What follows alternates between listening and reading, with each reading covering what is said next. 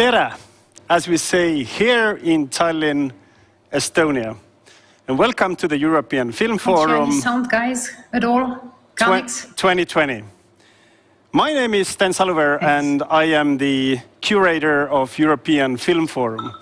And before we actually get into the very, very exciting day with some wonderful and thought-provoking presentations, some hard talks about the situation of the European value chain, and festivals, looking into one of the biggest undertakings in the history of European industry and British cinema in specific, how to get out of this global pandemic, and last but not least, also exploring the topics of leadership in these unprecedented times. Let me just zoom back a little bit. I guess the times now, in 2020 and in 2015, when the European Film Forum came to Tallinn, are quite similar. If you remember, in 2015, and as you saw from that introduction clip that brought together some of the wonderful memories of the history of the European Film Forum in Tallinn, times were also quite unprecedented. Namely, then Vice President Ansip and his staff and the Commission had just come out with the idea of the European digital single market, and obviously that was very, very controversial to the industry at the time. So at the time, the European Commission then turned to us in late autumn and said, how about actually organizing this unique format here in Tallinn, Estonia, which would bring together discussions around the future and the present and the future of European cinema, all kinds of stakeholders, from festivals to industry players to filmmakers and technologists, and to have some really, really honest and thought-provoking questions, what European cinema is, should be, and where our industry should be heading. And in a way, in 2020, now in this very tough year, we are in the same situation. Scott Galloway, the famous professor of innovation and marketing, has said that the big changes, the drastic changes that have happened due to COVID were not primarily launched by the corona pandemic, they were just accelerated. So all of these big trends of changing windows, discussions around festivals, production and so forth, they already had been there, but COVID just accelerated them. And today, in the next 3 hours, we are really going to explore these same subjects with some 11 wonderful speakers tuning to us here to Tallinn, all over the world. If we take a moment and imagine that Europe could be a Milky Way, with all of its population, if you allow me, all of its film industry, here, all of these billions of stars in our galaxy. It's been said that in the Milky Way, there's about 100 billion stars. But if you now zoom in, and we take a big chunk of that, 1/5, about 23 billion, then this is exactly the number what has been projected by various accounts as the losses for the global theatrical industry in the next 5 years. So how do we actually address that very, very big change in our galaxy of the film industry? So let's keep that in mind. And as always in the European Film Forum, our greatest enemy is time, and without further ado, I have the great pleasure to introduce my first co-moderator and host for today from Berlin, AC Coppens, the CEO and founder of Catalyst, which is a boutique agency that deals with change makers in media technology and innovation. And as you remember perhaps from last year with AC, we have this running joke around timekeeping. And I guess if I am the chief talk officer, then AC is the chief timekeeping officer. AC, is so wonderful to have you here back joining me. Thank you. I missed Tallinn so much this year, but well, I will do from the far, not only with the time, I will talk a little bit too, right? But sure. Hey, we will rock it again, right, Stan? Absolutely. AC, before we go to our first speaker, questions for you. You know, unprecedented year, really. 3 key takeaways from you, right? We had already a kind of a zoom in Cannes in the summer. in a very strange format. But what are the sort of key takeaways and learnings for you from this year? Wow.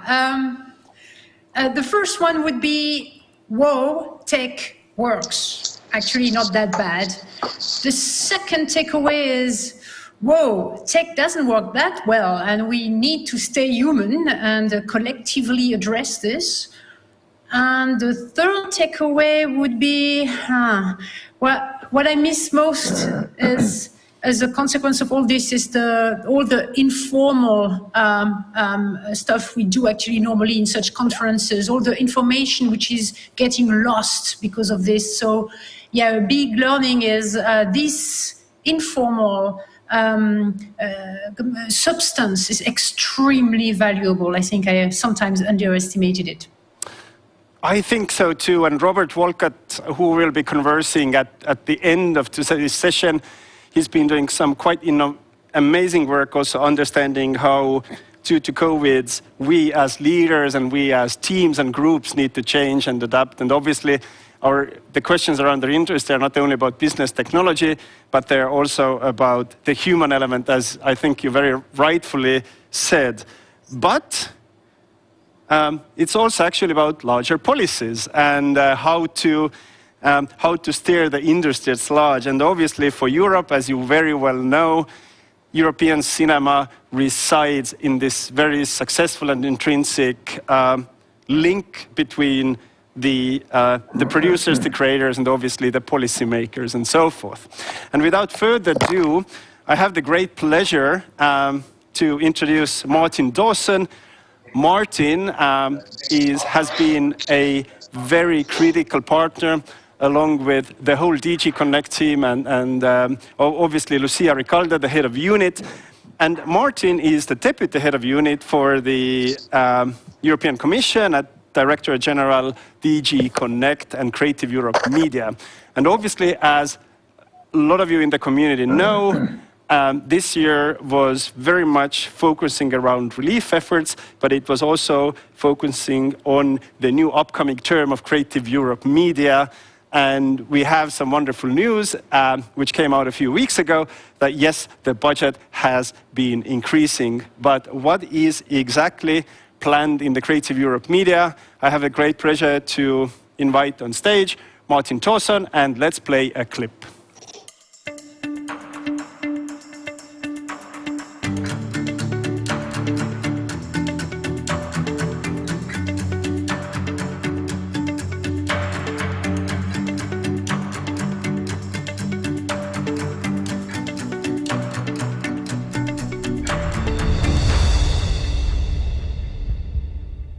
Italian Film Festival, even though this is the first time online, a virtual film festival because of the COVID crisis, the COVID confinement. But we always looked forward to the discussions in Tallinn because of the way you are able to focus on the most pressing issues and look ahead into the future. And you always give us some very fresh, cutting-edge ideas. And that's definitely what we need now. So let me focus then on some of the ideas and actions which we are currently discussing with industry to create a new playbook, as you would say, for support to the European audiovisual industry. So I have to start by saying that we fully recognize the way that the audiovisual industry has been hit by the COVID crisis. It's been amongst the hardest hit amongst any of the industries, with the exception, of course, of digital platforms who seem to be doing rather well. So we have to look at things in the round. Some parts of the industry have been hit harder than others, and some parts actually seem to be growing, as I said. But overall, Europe is just emerging from an extremely difficult period, and we are already entering into a second phase of the COVID crisis. And the containment decisions taken in several member states have had serious negative consequences: closed cinemas, drastic drop in advertising revenues, and in general, liquidity problems. And of course, we follow these developments very closely. It's not only about economic issues, although this is the basis, but it's also about our autonomy and our identity, because for Europe, culture and cinema are an intrinsic part of our identity. And we recognize that a healthy and pluralistic media environment is fundamental also for our cultural diversity and our democracy. So the economic recovery is a precondition for all these things. Now, after this gloom and doom, the good news is that only a couple of weeks ago, the European Parliament and the Council came to agreement on an unprecedented recovery package for the European economy of 750 billion euro, which is being borrowed on the financial markets. Is very innovative financial engineering, unprecedented financial engineering, on top of the normal European Union budget. And the Commission is giving guidance that 20% of this recovery package should be dedicated to digital investment, to digital projects. And media and audiovisual are an intrinsic part of this digital package.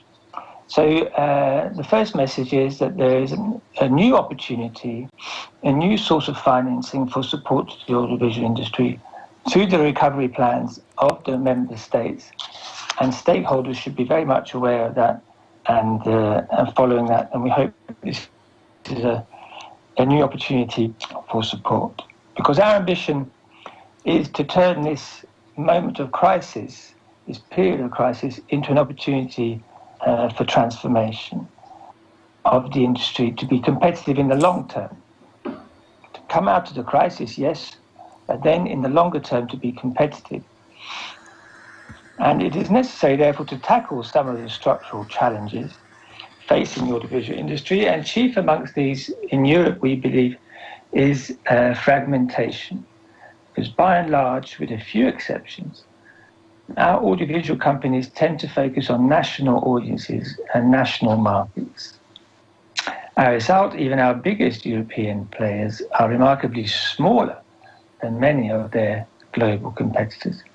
And so we need to move on from that. And we need to have a new way of thinking where we see the European continent, where everybody sees the European continent as their native market, just like their domestic market. When we talk about European autonomy, whether it's in pharmaceuticals or in cinema, we don't mean wanting to do everything on our own. We mean, and this is not about protectionism, this is not about withdrawing ourselves into isolation. On the contrary, it's about being free to choose for ourselves between several alternatives on the basis of our own values. So this is the main thrust of the second proposal I wanted to mention today, which is the Media Action Plan. So the Media Action Plan, which is still being finalized, so this is a kind of avant-première, we hope that it will be published in December. We are racing against the clock to get it ready in time. It will look to support the industry as a whole, combining all the different EU funding instruments, the relevant EU funding instruments. Creative Europe, as you mentioned, but also InvestEU, which is a new financial instrument, market instrument. Horizon Europe, which is the research and innovation program. Digital Europe, which is a brand new program, as the name implies, for all things digital, to deploy digital infrastructure. And I cannot divulge now the content of the plan because it has not yet been decided and adopted, so officially it does not yet exist. But there are three main goals. The first is recovery, to help companies survive this economic storm by supporting liquidity and investment. We know that the majority of companies in this sector in Europe are SMEs, and they are particularly exposed. Bankruptcy is a real risk. So we want to help companies survive this economic storm. That's the first thing. Then secondly, transformation. As I said, in building the long-term resilience of and competitiveness of the industry, looking at how to collect our data, exploit our data, innovate technologically, look at emerging markets like virtual reality, and build on our talent and our creativity, because Europe, we should never forget, has many assets, has many advantages, notably our unparalleled, unique diversity of culture, our technical know-how. A lot of our engineers are poached. Our best software engineers are poached by global rivals, and we should stop that. We should keep them here, working on European projects, developing innovative content, innovative services. So recovery first, transformation second, and the third goal of the Media Action Plan will be to enable the industry and empower citizens to exploit Europe's diversity as an asset, because too often we see it as a problem, when in fact it's a treasure that we need to use to its full extent. And we need to empower citizens with the capacity to navigate to this treasure and to choose freely those things that they want to accessing content across borders, for example, and also developing all the diverse talents that we have in Europe, including STEM, and I'm sure you'll be interested in this in particular, all the startups working at the intersection between tech and content. And we have had several examples through the years here in Tallinn, but we believe this is an integral part of the action plan for the future. So that's where I'll end today. We look forward to a fascinating day with you as usual. Thank you very much, Sten. Thank you so much, Martin. And I understand that the groundwork and the action plans are being built right now. And if I kind of re-summarize these very powerful statements for our audience as well, it's about economic recovery, it's about new opportunities, and obviously it's about diversity, which I think your message of looking diversity not as an obligation, but almost an asset or a treasure is very, very powerful. One of the questions which we, if I may ask one question, is obviously this unprecedented pandemic has also called for new skills in the landscape, right? And I remember last year in Tallinn we had a conversation about also the Commission's focus also empowering new types of skills. Because it seems for me that we need more interdisciplinary approach in the intersection of technology and content and so forth. So to which degree skills will be, or you think new skills will be relevant, and does, if you may, does the new programs, or do the new programs also take the skills, the very unique European skills and required skills into its focus?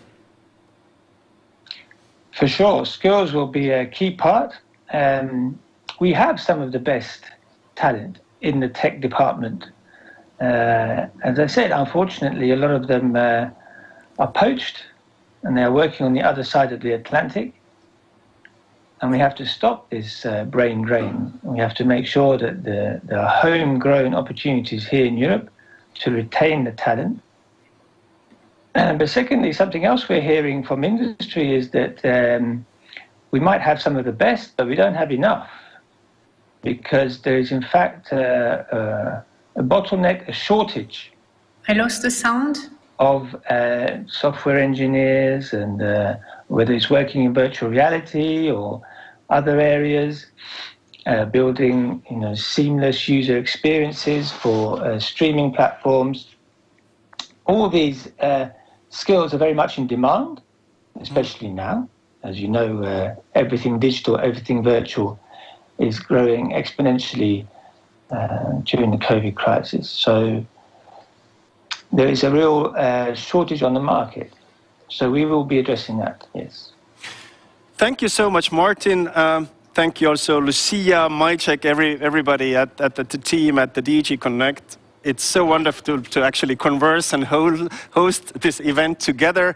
Unfortunately, we are in virtual space, but I really hope that the vaccines, which we understand also, thanks to some of the European players, will be available soon, and we will be having this, these conversations in person in 2021. Thank you also for finding time in this very, very busy schedule and a decisive schedule for you, for Europe and for you. Thank you so much. Thank you, Sten. Thank you. Bye. So, but what is really the context? Thank you. I guess our next presenter will really talk about what is the larger context around content and digital in general in Europe and elsewhere. AC, do you want to introduce our next speaker? Absolutely. Thank you a lot also to Martin and you, Stan. And we're going to go on indeed with the European cinema and content industry versus the world during the pandemic. And for this, we have invited the fantastic Ezra Iman from Belgium. He's the head of digital transformation and platforms at the EBU, the European Broadcasting Union, which is the leading association of public service media in Europe.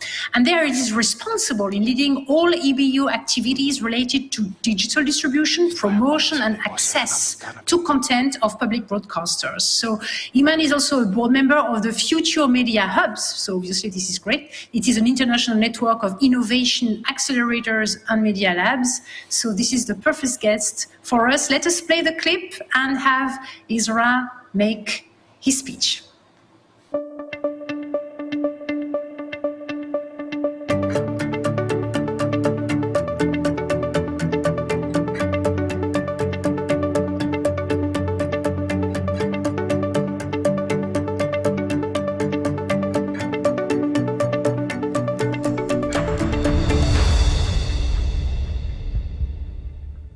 Landscape. I'm a filmmaker myself by education, but then I ended up in journalism and innovation and television and more now in digital distribution.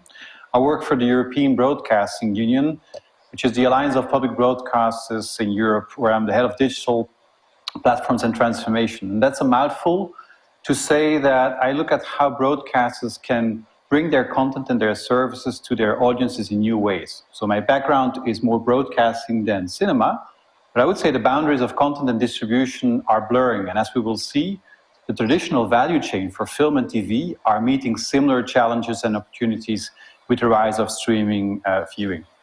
So I'd like to, I'm not sure if you can see my slides, but otherwise so I don't know if you see these slides somehow. Yes, there they are. So my presentation has the ominous title called Content Crash, because I believe that some of the fundamental drivers of the current content acceleration are not actually tenable in the long run, at least not for everyone, hence the crash.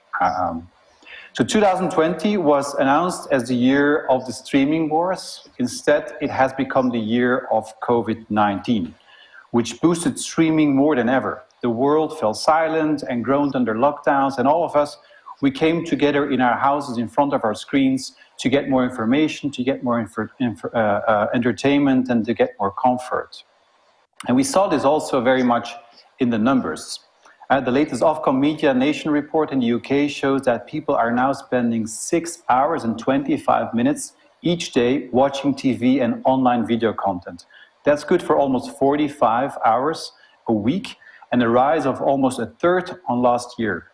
And the biggest factor for that rise is the increase that people spend on online subscription streaming services like Netflix, Disney, and Amazon Prime Video. You see they're spending twice as much time on these subscription streaming services. And that means also that these established and I hear myself with a little echo, so I'm not sure if that's possible to repair.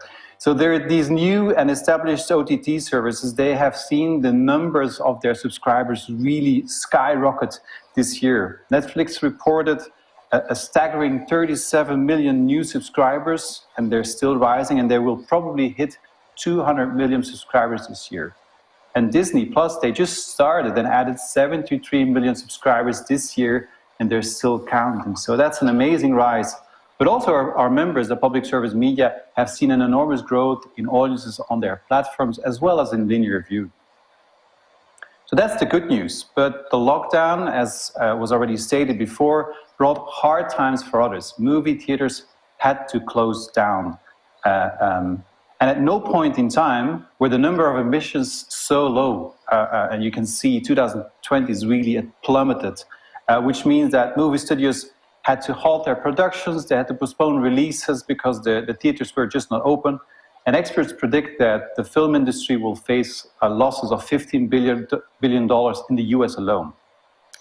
So unable to release their films in theaters, film studios decided that if people cannot come to the cinema, maybe we should bring the cinema to the homes. And we have already seen a few of these examples. I think the latest example is Pixar's Soul that will arrive on Disney Plus on December 25th for no additional cost. So it's included in the package after Disney already experimented with bringing Mulan at a premium price within Disney Plus. And while this sounds like a logical adjustment, it does set in motion a whole new paradigm. Suddenly, the theatrical window and the on-demand window collapse onto each other. So that's a major shift in an industry that traditionally relies heavily on box office sales. And I'm quite sure this is not the end of cinema in theaters, on the contrary, but it is somehow a new route to the consumer, and it is one that I think will have a lasting impact. Certainly if you see that some titles, and this is an example like Trolls World Tour, surpassed their initial box office projections on streaming video and on demand. So that is somehow a shift that will impact the industry. And even the appeal of a shared experience, going to the movie tonight together with the family, is being now mimicked online. So there's a lot of things that are shifting, and all of this happened in just a few months' time, because we have to remember the COVID situation is not even a year old, and it shows how incredibly fast the acceleration of streaming video platforms are shaking up the content landscape. And while that fuels rapid growth and incredible new content productions, and it unlocks innovation, and it pushes us all to go above and beyond, it's good to keep a few fundamental things, the kind of iron laws of supply and demand, in the back of our mind, because growth for some will certainly be battle for survival for some others. And I call this like the key dynamics of the flying, the kind of streaming flywheel that are driven by some key dynamics that accelerate, but that might also spin out some of us that cannot keep up the pace of the acceleration. And we're talking about who has the money, who's in control, and who has the attention of the consumer.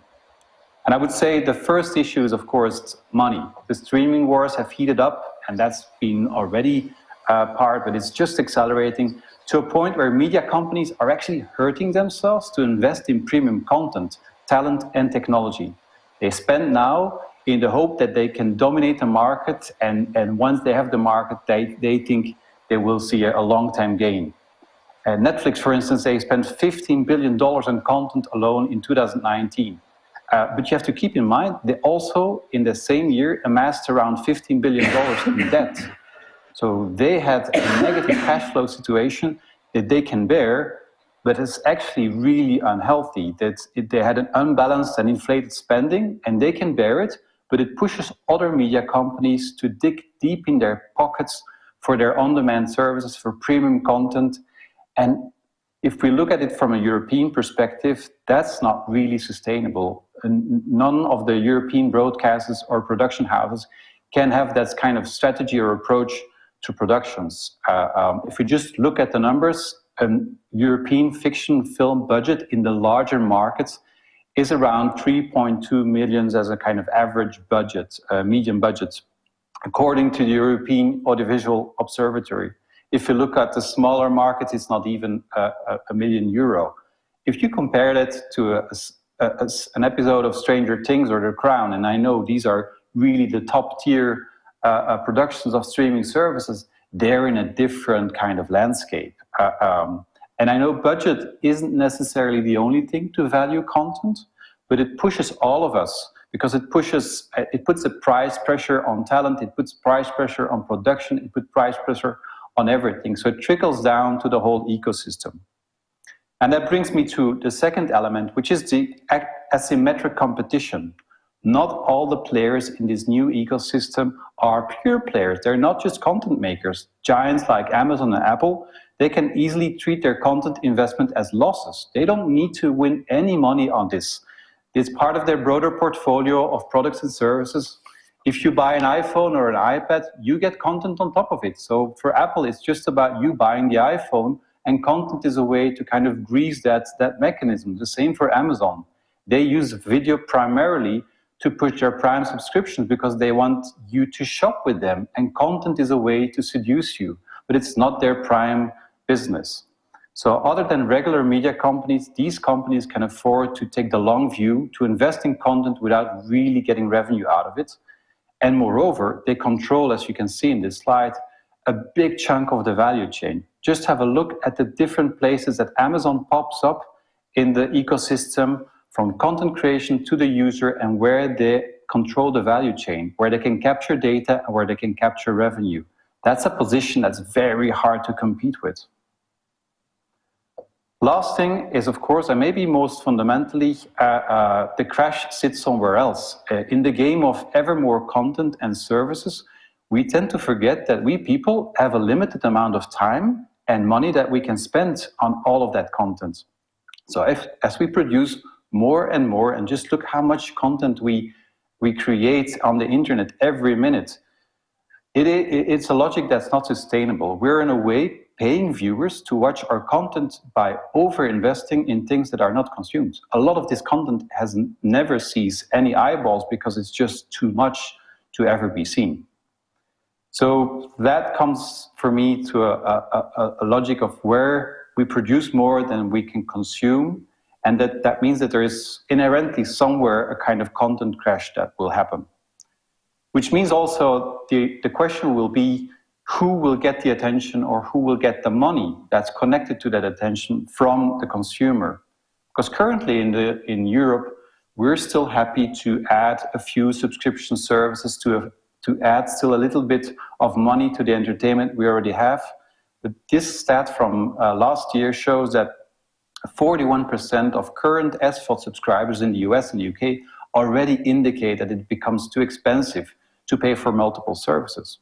So we're kind of fooling ourselves if we think that in the long term, all the services that we currently are launching for a certain money, or all the money that we want to get out of the market, will be added up the same way. I don't think at some point consumers will just have enough and they will have reached their attention budget and will have reached their money budget. And then I think there will be new kind of players that come in that will aggregate content together or bring it in new kind of bundles that are again affordable.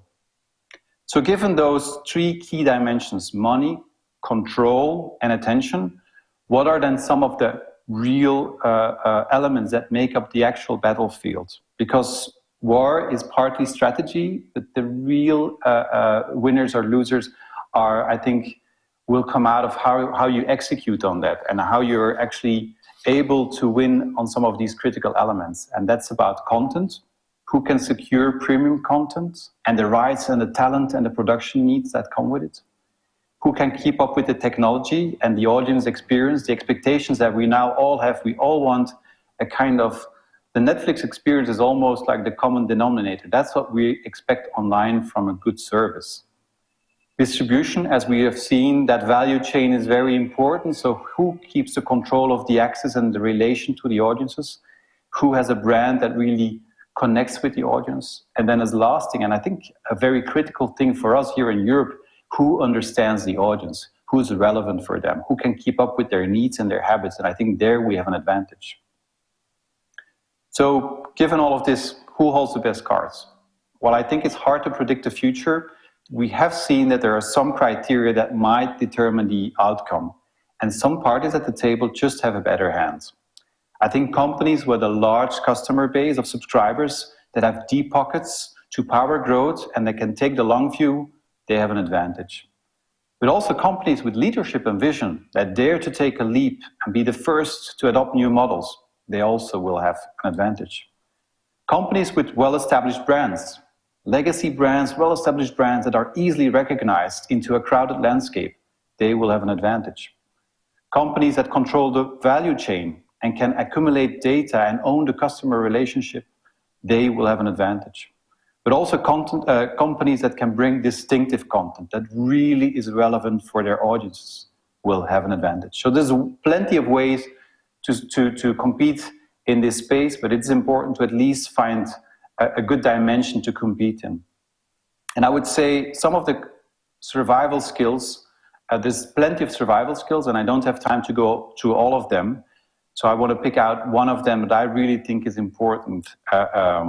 And that is, given the sheer size and scale of the competition, I don't think it's possible for European media companies to go head-to-head with these international VOD services or platforms alone.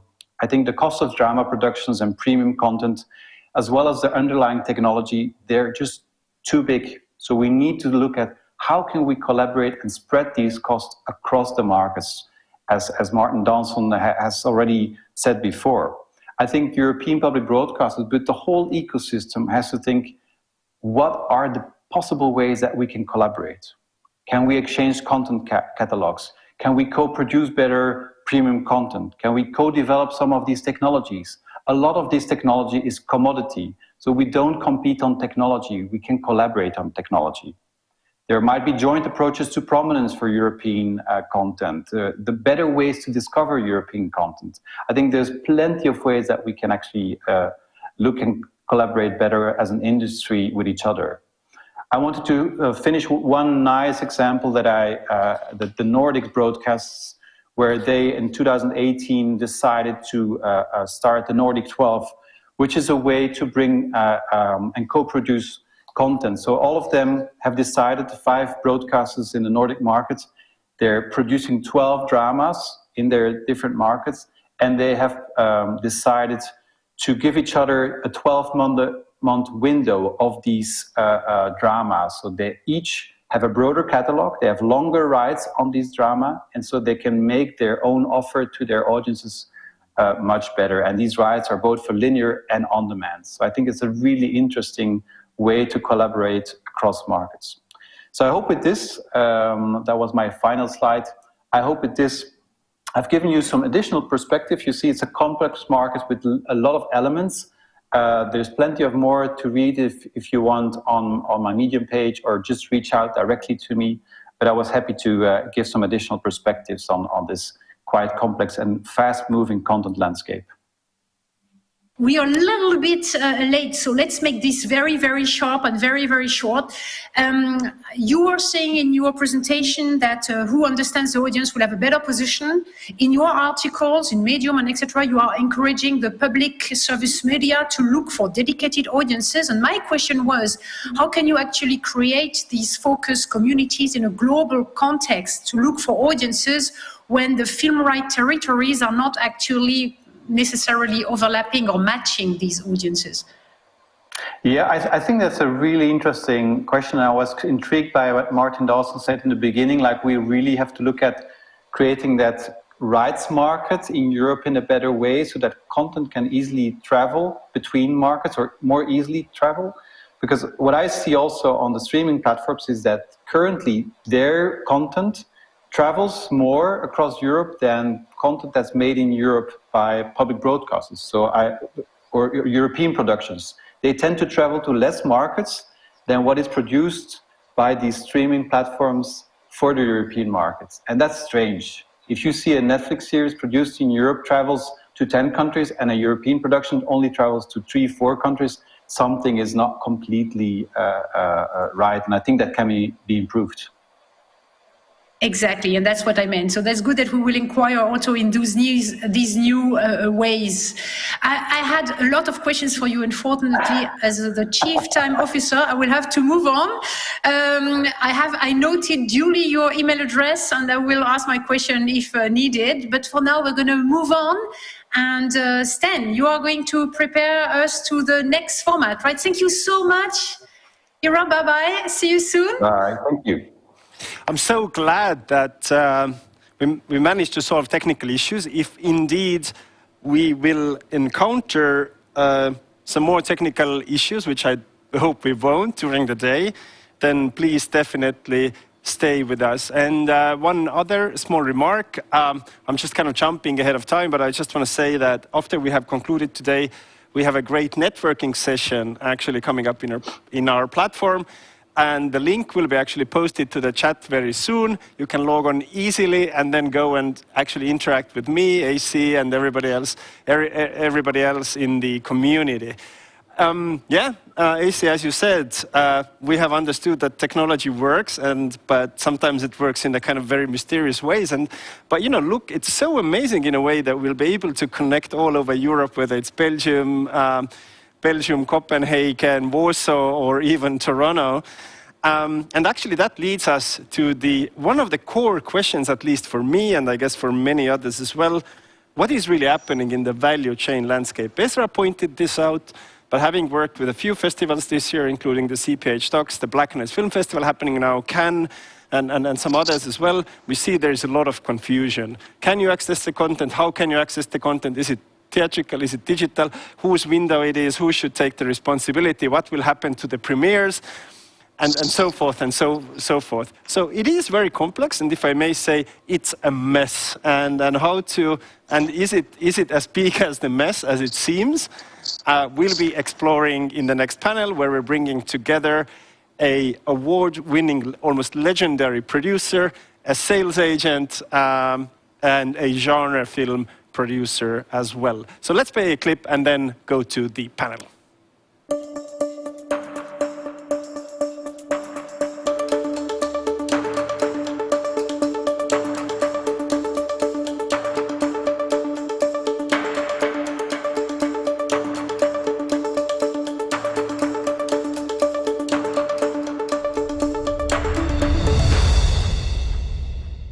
Hello, Toronto. Hello, Copenhagen, I guess, and hello, Warsaw, I presume. Not quite, not Warsaw, it's Łódź. Of course, even better, the legendary center of Polish cinema. Thank you so much for joining us today, Eva Puscinska, a legendary producer who worked for 25 years for Opus Film. Her best-known productions are, of course, Aida and the Cold War by Paweł Pawlikowski, The Captain by Robert Schwenke, Kill It and Leave This Town by Mariusz Wilczynski, and Kuo What is Aida as well. And currently she's also working on a new film, Fools by Tomasz Wasilewski, who has been a frequent guest in Tallinn, has won an award, been in the jury as well. And Eva, of course, is a member of the European Film Academy and has been listed in Variety 500, the index of the most influential business leaders. Tina Klint is the founder and managing director of Level K, I think one of the sales agents in the forefront of European sales innovation, handling sales and aggregation. And Level K is specialized in right optimizations that are reflected through the innovative approach, and their goal is to bring films to the market with a very individual strategy. And Todd is joining us from Toronto, Canada. Todd Brown is the founder of Screen Anarchy, an independent and genre film focused media outlet formerly called Twitch Film, before the trademark was actually poached by a very prevalent super platform. But Todd, of course, is a partner at XYZ Films, which is a genre film production and the sales powerhouse outfit, as well as curates the market selection for the Macau Film Awards. That starts in a few weeks. So hello, thank you so much for joining us. Eva, I just want to kind of start our conversation from you, and you're right now in the production of Tomasz's new film. It seems, at least by various accounts, that because of COVID, everything around the development, production, and shooting has been kind of turned upside down. So how has this year been to you as a European power producer? Well, first of all, I wouldn't like that anybody calls me myself, legendary producer, because I hope that, I'll still build my legend. So let's wait a couple of years more. Coming to your question, it was really, thank God we are in post-production with Thomas' film now, and we are towards the end of post-production, so we are very lucky because COVID did not stop the production, which was really, it would be very, very harmful. But of course, the post-production even has been slowed down because everything practically has to be done virtually, online. So can you imagine how difficult it is to check every tiny detail of visual effects or in sound post-production? Because it is a co-production, so all these elements are done, in various countries. So it was super, super difficult. It slowed down the process very much. Of course, we used the, this little break in the COVID storm during summer, and we did some trips to Bucharest and to Berlin to really sit next to people who are working with us. But that was very short period of time, and now we are doing everything virtually. So Tomek's film was quite lucky, but me and my company, we were not so lucky because the big project by Jonathan Glazer, which I've been developing and now producing, which was supposed to go into production this summer, 2020 summer, has been postponed for next year. It's quite a big budget film and with a lot of international elements. That's why all the travel problems and, due to COVID, the quarantines, all the things, all the protocols. So the financiers and the producers decided to postpone it for next year. But when you can imagine that you are kind of focusing through your company, just also additional information. I've been working for Opus Film for 25 years, but now for a couple of years I am on my own with my tiny boutique film production company. So I am not with a, let's call it, big market player. I'm much smaller market player. So that the COVID hit myself and the company. We are still alive, but it was very, very difficult to keep things above the water level, because this is when you produce, you plan your cash flow, the cash flow of the company, the cash flow of the production. So when it stops, you do not spend money on the production, but there is also not income, or at least not as big income as initially planned, to your company. So you have to find new ways how to survive. And as we know, all the producers know, I think at least in Poland, the financing the project is one thing, but keeping the cash flow for the production, pre-production, and post-production is another thing. And this is much more difficult. So sometimes we use money of one project to support the other project, and so on and so forth. So one of the sudden, when you don't get this money coming, there is quite a big hole which you have to find the ways to fill this slot and go on. So we are going on. We are in post-production of Tomek films. We finished this year also the big art house animation by Mariusz Wielkulczyński, and we will be running for the Oscar. I don't know how successfully. I hope it will at least be nominated, because it's a very, I think, innovative project, which is on the verge of fine art and animation and film. Very art house, very grown up, for grown-up people. So that's something which was very interesting to work on. So that's done. But also we are developing a new project with the debut young women director. She was quite successful with her first feature-length documentary film, Over the Limit, which was traveling all over. So we are trying to go on, trying to keep as it is. But also, we are trying as a company to look into new media, into platforms, into television, which is, I must admit, in public, is very, very difficult for me, because all the years I was working now, it was high-level art house cinema, which was mostly for the theatrical release, for festivals, and which are not very much welcome by the streaming platforms. Because I think everybody understands, streaming platforms are the business models. This is business models, and this is how I understand it. Like Netflix, for example, or Amazon, or all that. There is no curating the films, at least in Netflix. There is nothing which you can really choose for yourself when you can easily find the cinema you would like to watch.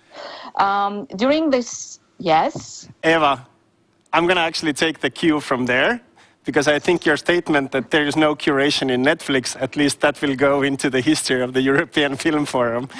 So if I may pause you for a second, Tina,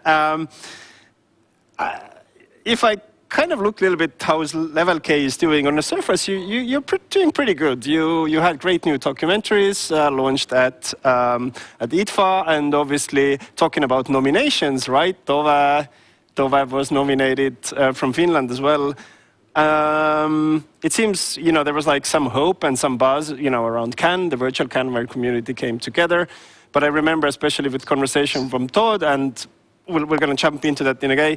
I think in the first half of the year, we were in a situation that there was at least not enough content. And if there's not enough content, then how would sales agents sell, and etc. So what's that status check on a sales agent side? I think there is enough content, and I think that there's a need of content. I think in the second quarter of this year, we were all in a bit of a shock, and that hurt the traditional sales. Market and festivals were postponed or cancelled, and everyone was kind of waiting on what would happen.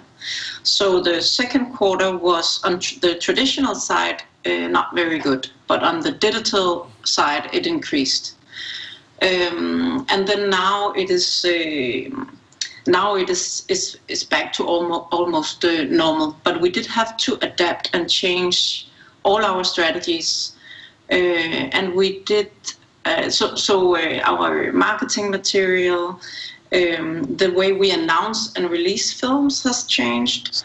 The cooperation with publicists. And then we expanded and developed new digital tools so that we could, and that's both for the traditional sales, but also on the digital side in terms of audience behavior. So we did have to adapt and change the way that we're working. And some of those elements is something that we'll keep for the future and something that is beneficial for the films. And I have to say that when working also with the platforms, we can still release films theatrically and non-theatrically. So that would include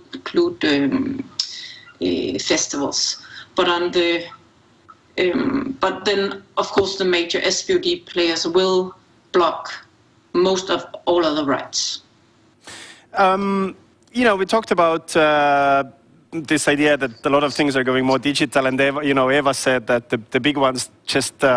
If Ezra said that Netflix is the kind of the gold standard, and I kind of have to, Eva, agree with you as well to a certain type of a degree on that. That yes, indeed, they are pretty much on playing what they want or what they kind of produce. Then Tina, where exactly is that digital sales then happening, right? We understand that there is Mubi in the market, and there is X amount of other VOD platforms as well. So in that kind of new digital space, what have you been seeing could be the venues, especially where we don't really see the opening of the theatrical before the vaccine comes in, and by various accounts I've heard that at least in Europe that will be in the next summer, in the shortest range.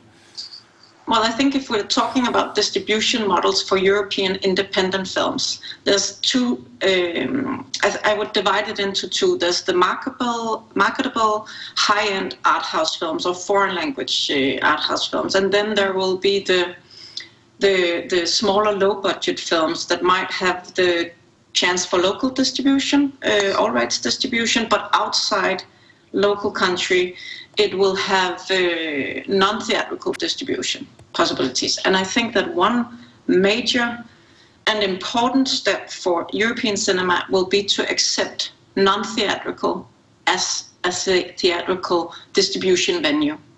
That will change the way the cinemas are looking. It will also change the way the buyers are buying, the support schemes, the cooperation across countries. And then in the end, it will be promotion for VOD, because there's a lot of digital possibilities, even within non-theatrical. That can be libraries, universities, film clubs, special event screenings. So there is, within non-theatrical rights, there are digital possibilities for smaller, low-budget films. And then there's still high-end art house that has to do the traditional distribution, starting with theatrical. And there are also more than the SVOD, the major SVOD players, where there is curated content, and also for different digital rights. So I think it's about exploiting the different rights and starting from accepting non-theatrical as a theatrical possibility for art house films. I would definitely want to get on that point and the producer's view on that in a second. But Todd, how's the cat doing? We got a new kitten. He's upstairs. Yes, and I heard there's a dog as well. Right, and that kind of reminds me of Wendy Mitchell's book about Palm Dog. But hey, Todd, actually going straight to the business, I was kind of like eavesdropping when you were doing the panel and panel prep, and you kind of say that there's almost like sort of no opposition between this digital, theatrical, and etc. So I kind of want to start really from there, and I zoom back to our conversation in April, right? And you see that you were saying that yes, some really interesting business is kind of opening up at unexpected places and rather different types of content. So fast forward 6 months. Yeah, I think one of the issues when we have these conversations is we're ending up we're taking a very binary position. And just accepting that the digital versus traditional world has to be a binary thing, and that SVOD is it on the digital side, and that's not the case. In American releasing, and the United States has been ahead of this, and this is an area that actually, like honestly, Europe is very far behind in most of the major territories. It's mostly a legislative issue and things that need to come in. But if you look in the United States at the distributors that have really built their business model around what is called premium VOD releasing, and that's kind of getting out quickly or doing even kind of their theatrical and a digital release day and date. But that initial wave of digital it's rental, it's electronic sell-through, it's still transactional. That model really works. And that model has actually really boomed in this time. And so producers that are working in that space, you have access to an audience digitally, kind of with all the benefits and kind of the reduced costs and the things that means. It means that you can meet your audience where they are at all times, but you still preserve some upside, and you still have kind of a curatorial element to working with a distributor and shaping your marketing. And those films all have their own individual marketing campaigns, as opposed to kind of the fear of going into the Netflix machine and trusting that the algorithm is going to serve you to people. So can you give me a practical example on this? Because it sounds so good, and we have these premium windows, and if we would just take them in Europe, then... Yeah, I mean, it's on the American side, a title that we were involved with where this really worked is a film called The Silencing. It's a Belgian director, it's Robin Prant, who made The Ardennes, his first English language film. It stars Nikolai Coster-Waldau, who obviously on this side of the ocean is mostly known from Game of Thrones, and certainly the Nordics, and I would assume most of Europe. He's significant. People know who he is. He's been around for a very long time. It got bought by Saban in North America, who are one of these people that are really like a distribution company that's really locked into this area, and it really hit. They put it out. It was in one of the windows where there were some theatrical available, and so they put it on those screens, but got it onto kind of Apple iTunes, onto Amazon, onto Google Play, onto Xbox and Sony PlayStation rentals, as well as cable VOD. And that reporting is slow. We're still waiting for a full accounting. But we're talking significant 7 figures in digital sales in the United States. It really, really performed strongly in a marketplace that otherwise would have been quite hostile to that sort of film. And, it's a model that doesn't widely exist in Europe. And, for a handful of reasons. I think some of it is when you look at the major territories. I'm going to pick on France because it's easy. In the French model, this should actually be relatively simple because you have companies like Gaumont and Pathé who are both producing and control their release chain. So they should be able to play with modeling in a lot of ways because they have so much of the value chain within their own hands. But the French legislation around digital releasing doesn't allow them to do that. That if you go digital, or if you go theatrical, it immediately locks you out of digital for, I believe it's still 3 years. That legislation really needs to change. That legislation, I think, significantly hurts independent producers, and it needs to change. Todd, I'm going to have one more question to you, and then this is actually a very good cue of what I want to ask all the panelists. Look, a month ago, you basically had a very strong statement on one of the social media regarding some of the angst and some of these questions around exhibitors, right? And in one way, I understand that a lot of that pressure has been, it's very interesting because a lot of pressure has been offloaded to a festival, right, which don't have necessary skills and infrastructure and curation and etc. But certainly there is some pressure around the distributor and the exhibitor. Well, but you took a very strong stance of disagreeing with that. What's that about? Yeah, for those who didn't see that, what I was one, I would say that I was talking fairly specifically in the American context. But two, the argument that I was making there is that the exhibition sector, which is distinct from distribution, different things, but the actual exhibitors in North America have a degree of power over the distribution model that is wildly disproportionate to what they bring to the table, in my opinion. The exhibitors in the United States, they don't contribute anything to production costs. They don't contribute anything to marketing. What they do is they offer real estate, and in exchange for that, they try to dictate everything about windowing, everything about the model, because they understand that the only thing that protects their business is exclusivity. And the United States has been in a spot where this has changed in this past year, but where producers and distributors were not legally allowed to to own exhibition. And so it had turned into a situation where of the 3 big exhibitors, those being kind of Regal, Cinemark, and AMC, if you want a wide release of film, you have to have at least 2 of those 3 cooperate with you. And they've used that as leverage to dictate everything about the release models in the United States, which I think is wrong.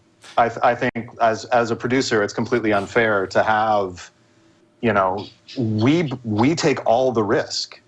Like, we literally take all the risk in terms of financing the films, in terms of making the films.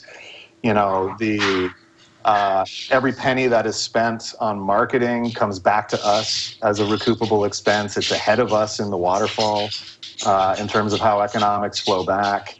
But we're not allowed to control our own release model. And I object to the idea that we're going to put 4 or 5 years creatively into a film and then be expected to make all of our decisions to service somebody else's business. I don't put 4 or 5 years of creative energy into something because I want a relationship with Cinemark. I put 4 or 5 years of creative energy into something because I want a relationship with my audience. The relationship we need to be preserving is the relationship between creator and audience, and whatever release mechanism we're talking about is valuable in as much as it's a pathway to that audience. It's not valuable into itself, Eva, in my opinion. Thank you, Todd. Eva, How does that sound, right? And I think, Todd, you had a wonderful cue into what I was posing also as a question, that in a way we do see a lot of offloading to the producer, and we also see that quite a lot of offloading, say, to a festival, which in a way is a kind of a mini distributor in the present context as well. If you look basically at the future, yes, we were talking about the legislation, and we were talking about this financial recoupment mechanism. What would be the priorities for you that needs to be addressed in the near future as you as a European independent producer? What are the kind of the priority things in your list? We talked about the issues of co-production, right, and remote work. We talked about the issue of legislation, but we also talked cash flow, right, which I believe there is no existing mechanism right now which looks at the industry that kind of operates on the basis of grants. What would be sort of like your priorities and wishes, especially if you see Creative Europe 2020 is coming out? This is definitely, it's very difficult to predict what's going to happen, because now we are trying to predict something, but at the end of the day, we don't really know what's going to happen. I mean, the virus-wise, and how long we will have to, live with that circumstances we are now. But if we are going to come to kind of a little bit of a normal, and if we are going to produce films independently, to produce films neither for the platforms nor for the cinema, or hopefully for both, for me it would be very, very important to build the cash flow mechanism, which I'm talking Poland, and I know many other European countries don't have this mechanism like they exist in France, for example. So this is really something that we very often have to, get loans from the bank, which we have to personally pay back then later to be able to cash flow the films and, release them. So for me, that would be very, very important. Also, what would be very important, this is, as I said, we don't know how long we are going to live with this virus, and to produce with the virus and to co-produce with this virus, because sometimes the supporting mechanism or the insurance mechanism are various in various countries. And for example, if I would like to co-produce with UK at the moment, which I'm actually doing now, there is an existing mechanism of this diminishing the risk of the production break because of COVID. But it does not apply, even if it's a co-production, everything. There are a lot of creative UK elements, but the whole production is happening in Poland. There is no way this insurance or this support, national support, comes to me as well. So that would be very important for me. So that is in Europe or between countries, that's taken into consideration. How are we going to co-produce, together if, we cannot apply one system into another country? Even if we co-produce, we work together. So that's something which I think we should, look into and try to solve that challenges. What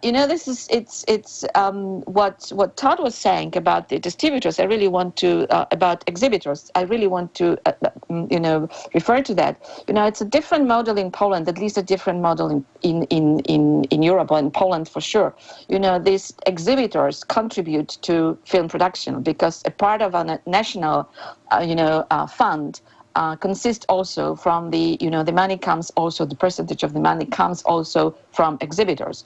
So it's a different thing, and it's a different model of producing films in Europe than in US. So we cannot really just take one system and one model working in US and bring it to Europe or bring it to Poland. This is totally wrong. We have to adjust, maybe try to find solution. I'm producing with US at the moment. This would be my third film, and this is really, I can see how difficult it is to bring two systems together. So this is really, we have to be very careful, not just blindly take one and try to put it into other country and into other system. Thank you, Eva. Tiina, look, I was actually helping a festival about a month ago, right? And I was working with about, say, 20 sales agents trying to get the content together. Not Tallinn, for the record. So, Tiina, you're safe. being on the part of the advisor and production team and talking with sales agents, there was quite a lot of confusion with sales agents as well. And Todd was referring to the legislative issue, when can we premiere? Can we premiere? Is there a legal measure? Is the local distributor right? Is it on VOD? And then etc. And where we actually see this hybrid model is coming, like who should take the lead? I see right now that the situation is also very inconvenient for the sales agent as well, because there is almost like no truth, right? Every single thing is basically being negotiated on such a scale, right? And then the festival, as I said, needs to look to VOD distribution, etc., etc., etc. So a lot of confusion. What can we do to solve it? Is there anything already going on, or how do you see it from your perspective? Well, I think it's political, because I completely agree with Todd. It is about the exhibitors and the cinemas. And many of the distributors in Europe, I don't think everything works like in Poland across Europe in terms of cinemas actually contributing to the production. But there is distributors using and exploiting the different rights, but not. It's not possible to use the premium VOD. So there is always a holdback on the theatrical part, and that is a huge discussion, and that's why it is a political discussion to make sure that the theatrical, or at least that it's accepted that non-theatrical rights can be exploited as theatrical. And I think that is the first step, because that would include the cinemas, and it would give them a possibility to release premium VOD, EST. So that's an idea to actually get things started, because it always ends in the same with the same discussion, that the cinemas will not discuss the holdback. It's 4 months or nothing. Yeah. So to get the discussion started, and that's where I come back again. If you change within, for instance, Creative Europe and the way the support is, I think it's the selective support and even automatic, but that's about cinema releases only.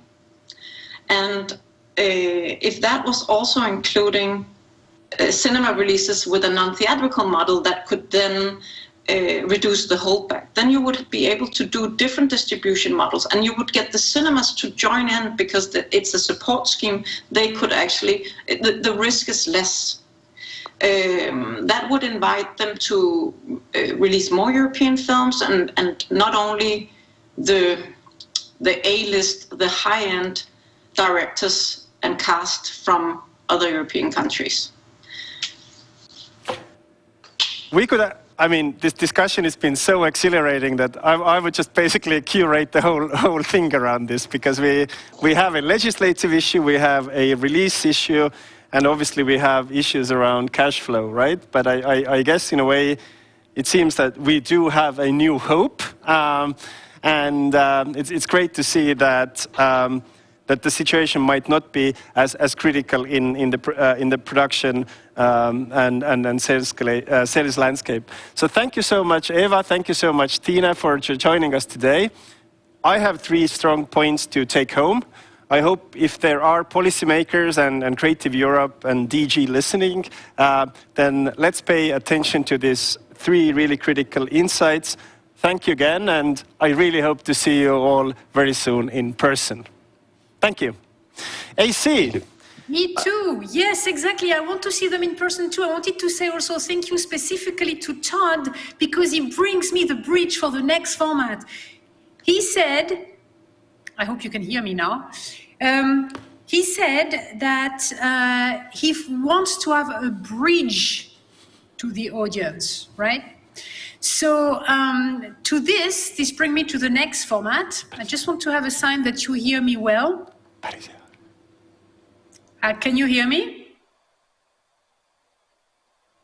Okay, I'm not sure if you can hear me, but I'm going to go on, and please make me a sign if you cannot hear me.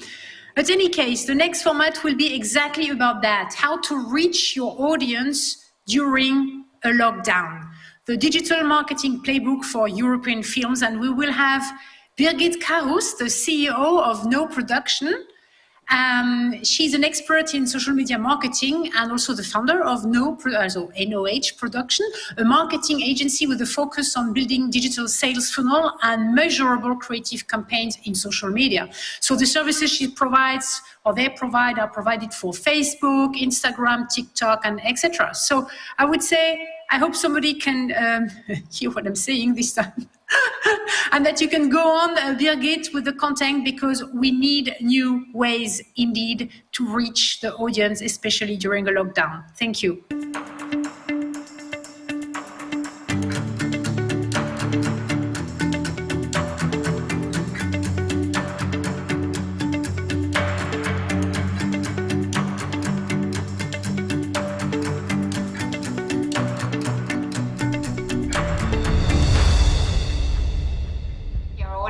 Online, because I think that this is the most important thing. So now my clicker doesn't work. Well, I can do it without slides also. So as mentioned before, we are an agency whose hard thing is to bring companies results, and we are really in our things. We want to really measure and understand what the company needs and how we can achieve it. So the first thing in the playbook should be to understand currently where we are, the playground. So right now we have entered in a phase where the competition isn't anymore local, and we are on a global playground. We can reach different audiences all over the world. And now we need to understand how to actually attract them and engage them. So the first thing in order to reach your audience is to restructure your content for this global audience and understand how to offer them value and this experience. So if you go to the movies, it's quite easy. You smell popcorn, you can buy it, you can hang around with friends and so on, and you understand the experience. You also understand the experience when you go to Netflix. But what you don't understand, for example, is why should I go to some random web page to watch a movie? What is a virtual movie festival, for example? What is it? Is it a limited time offer? Is there something extra? People need to understand it like black and white. It's too hard for them to understand how to interact with it and why they should pay for it, because usually things online are free. So the next thing is that when you know what values you have for sales, then everything can be measured. You can use Facebook and Google. They do awesome work for you to track every people who go to your website, what actions they do. Do they buy? Do they watch 1 minute, 10 minutes? Do they sign up? So just understand what is your goals, and everything you need to have is basically measurable. For you to have growth in the future in this digital world, the most important thing is to use the data that you have collected and also keep in mind the next years, because you want to collect also the data in the future. So Facebook is an awesome site where you can actually save all your contacts and show those people ads, meaning if this person has given you an email address and his or her name, you can show them ads. If this person has visited your website, you can show them ads. If they have watched a certain video for 15 or 30 seconds, you can show them ads. You can specifically target certain people.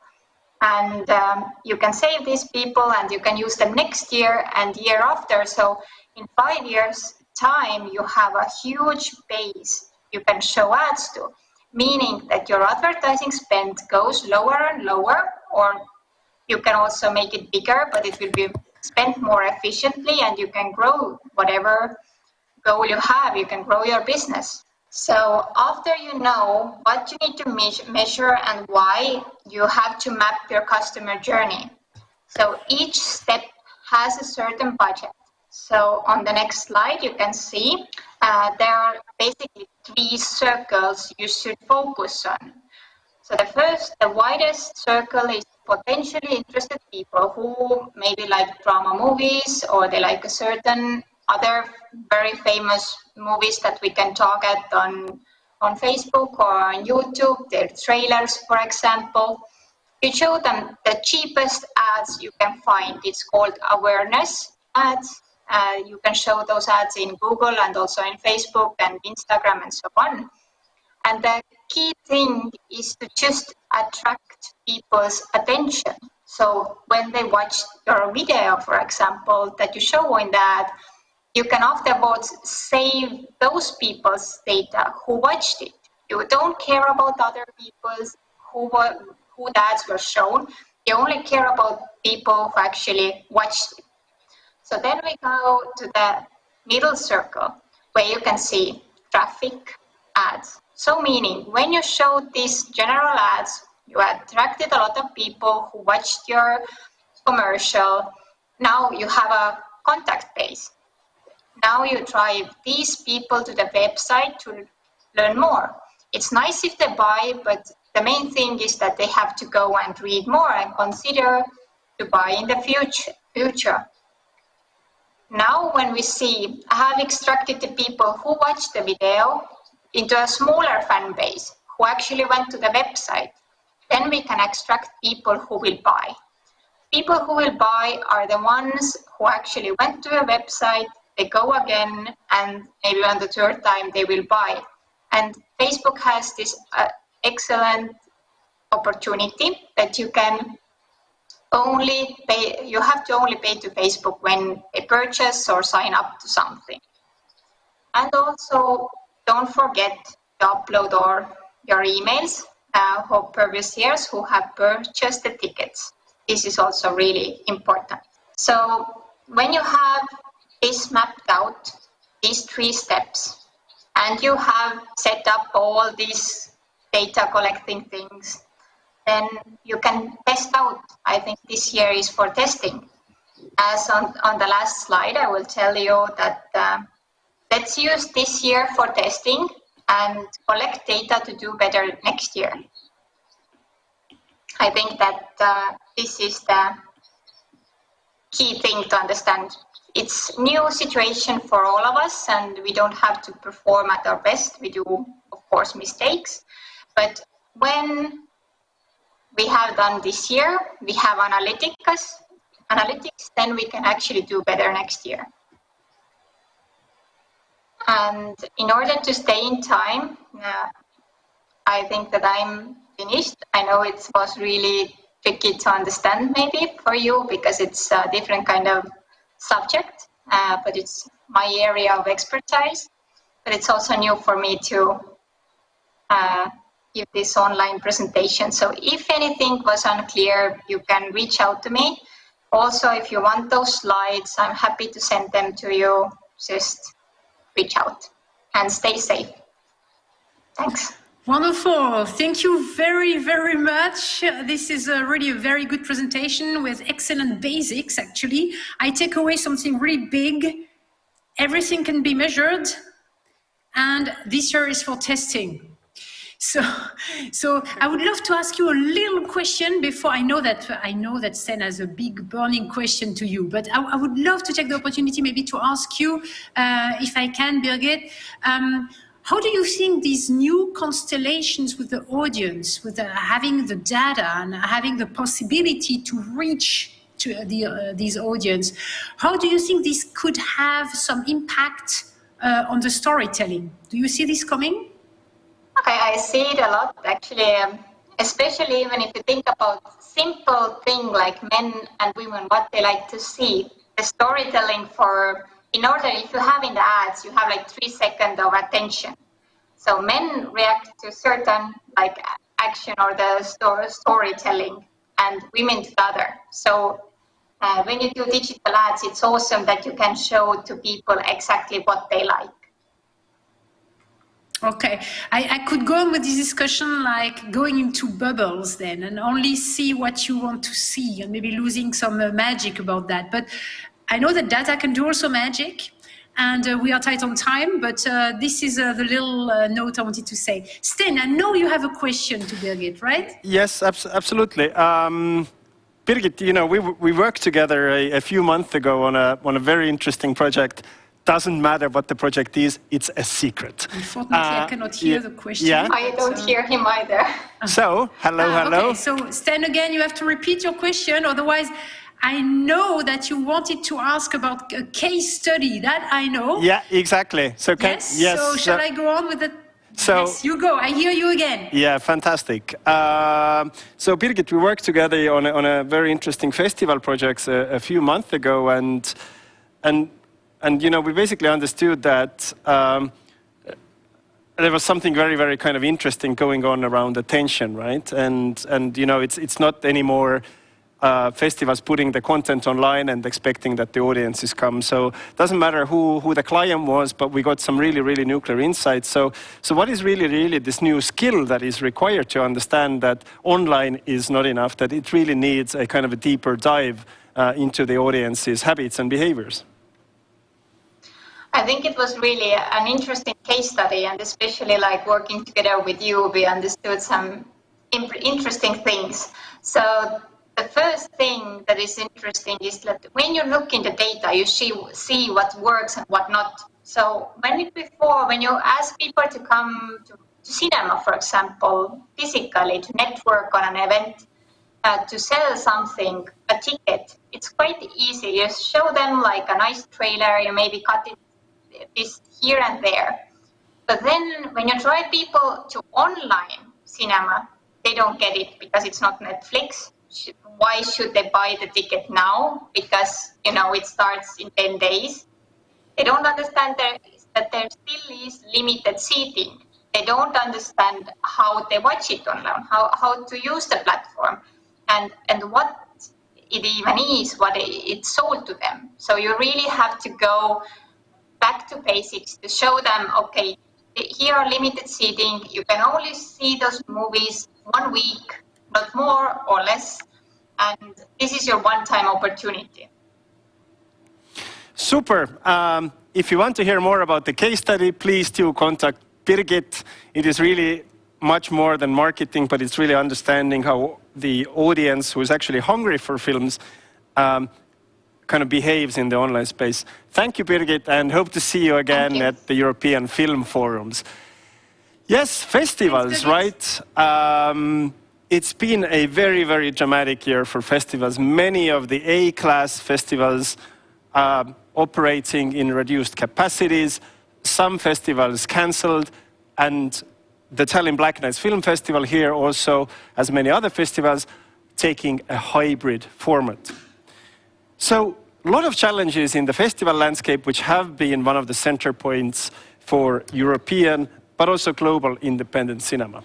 And our next panel will exactly focus on how festivals have been doing, but also what kind of different models and different approaches festivals have developed to enter, I guess, a new era of their existence. And without further ado, I'd like to invite on virtual stage Wendy Mitchell, who is a celebrated journalist, a contributing editor to Screen International, an expert of Scandinavian cinema, and of course, as I said before, has recently written an absolutely wonderful book about dogs in films. So Wendy, I'll give the floor to you to talk about festivals with 3 really amazing festival directors. Hi, Wendy. Hello, Stan. Wow, thank you for that introduction. I didn't know I was going to get a plug for my dog book. We won't talk much about dogs this year. As Birgit and AC and you were saying just before, you know, it's been a year of testing and seeing what works. You just said it's been a very dramatic year for festivals. I would say dramatic is the most polite way that we could put it. There are probably some other choice words. But yeah, I mean, do we look at this time? It says it right in the title of the session. Are we looking at this as a crisis or opportunities and ways to look at new ways of working? And I think the three amazing women we've gathered here have had to be thrown in the deep end this year, have had to pivot, everybody's favorite word. So yeah, I'm looking forward to talking to them about all kinds, what they did this year, what they're thinking for next year, and even more in the future, if some lessons have been learned now that we take into the future. So I'm so glad we have here. We have Vanya, let's see, I'm going to get my pronunciation correct, Kaluderjuk. Close, perfect. Who is the festival director at the International Film Festival Rotterdam. Great tiger branding behind her. Half a tiger, I see. Yes. We are also joined by Sabrina Barrachetti, who is festival director at Udine Far East Film Festival. Hello, Sabrina. Hello, everybody. Hello from Italy. Yes, thanks for joining us. And we have Veronika Solnowska from New Horizons in Poland, and she's the head of industry there. Welcome, Veronika. Hello, everyone. Nice to see you. Yes, it's good to be here virtually together. Thank you, Sten, for bringing us together. Vanya, I wanted to start with you. Yeah, congrats. You got a big new job running a festival that was about to celebrate its 50th anniversary, and then COVID hit. And now you and your team have come up with a really exciting model, I think. Can you explain the concept for what you're going to do in 2021 and why? Yeah, well, it was a big first challenge to take the festival over, celebrating the 50th. So of course, around the March time when actually I took over, the first round of lockdowns occurred, and with the team, we quite immediately knew that we have to start thinking much more differently beyond our usual blueprint of executing a film festival, how exactly we should go about it. And what helped immensely was really this internal R&D process that we started across all teams, gathering smaller groups cross-departmentally together. And some of the ideas that actually now are being, in use are emerging from there. Some of the ideas that then we further on developed collectively. And all this came sort of with really this commitment of really staying close with our audiences, staying close with our filmmakers and the filmmakers we very much like to promote, and as well as it with the industry. And we knew sort of when, the current government regulation is that we cannot fit more than 30 people in cinemas. So we do not want to become these small exclusive events that has no accessibility, and we knew we have to think differently. So for one, we really wanted to stay committed to our February dates. The global industry that will join us this year online, it's something that we announced early on, and we really wanted to use this opportunity of having this presence from the industry also to promote and put forward the filmmakers that need this attention the most. And these are, of course, our competition titles, which is Tigers and Big Screen and so on. And knowing that we want to cater to a much larger audience than that, we decided to expand. So it is sort of a multi-part, hybrid, extended IFFR that starts with the competition, starts with the industry, and then moves towards June to the sort of festival finale, where we are going to actually celebrate the 50th edition, for which we, of course, prepared a number of programs that require international guests as well, require, larger audience to be able to enjoy them. So by that time, of course, in June, we do hope to be able to host, international guests and also do events that can accommodate for larger audiences. Yeah.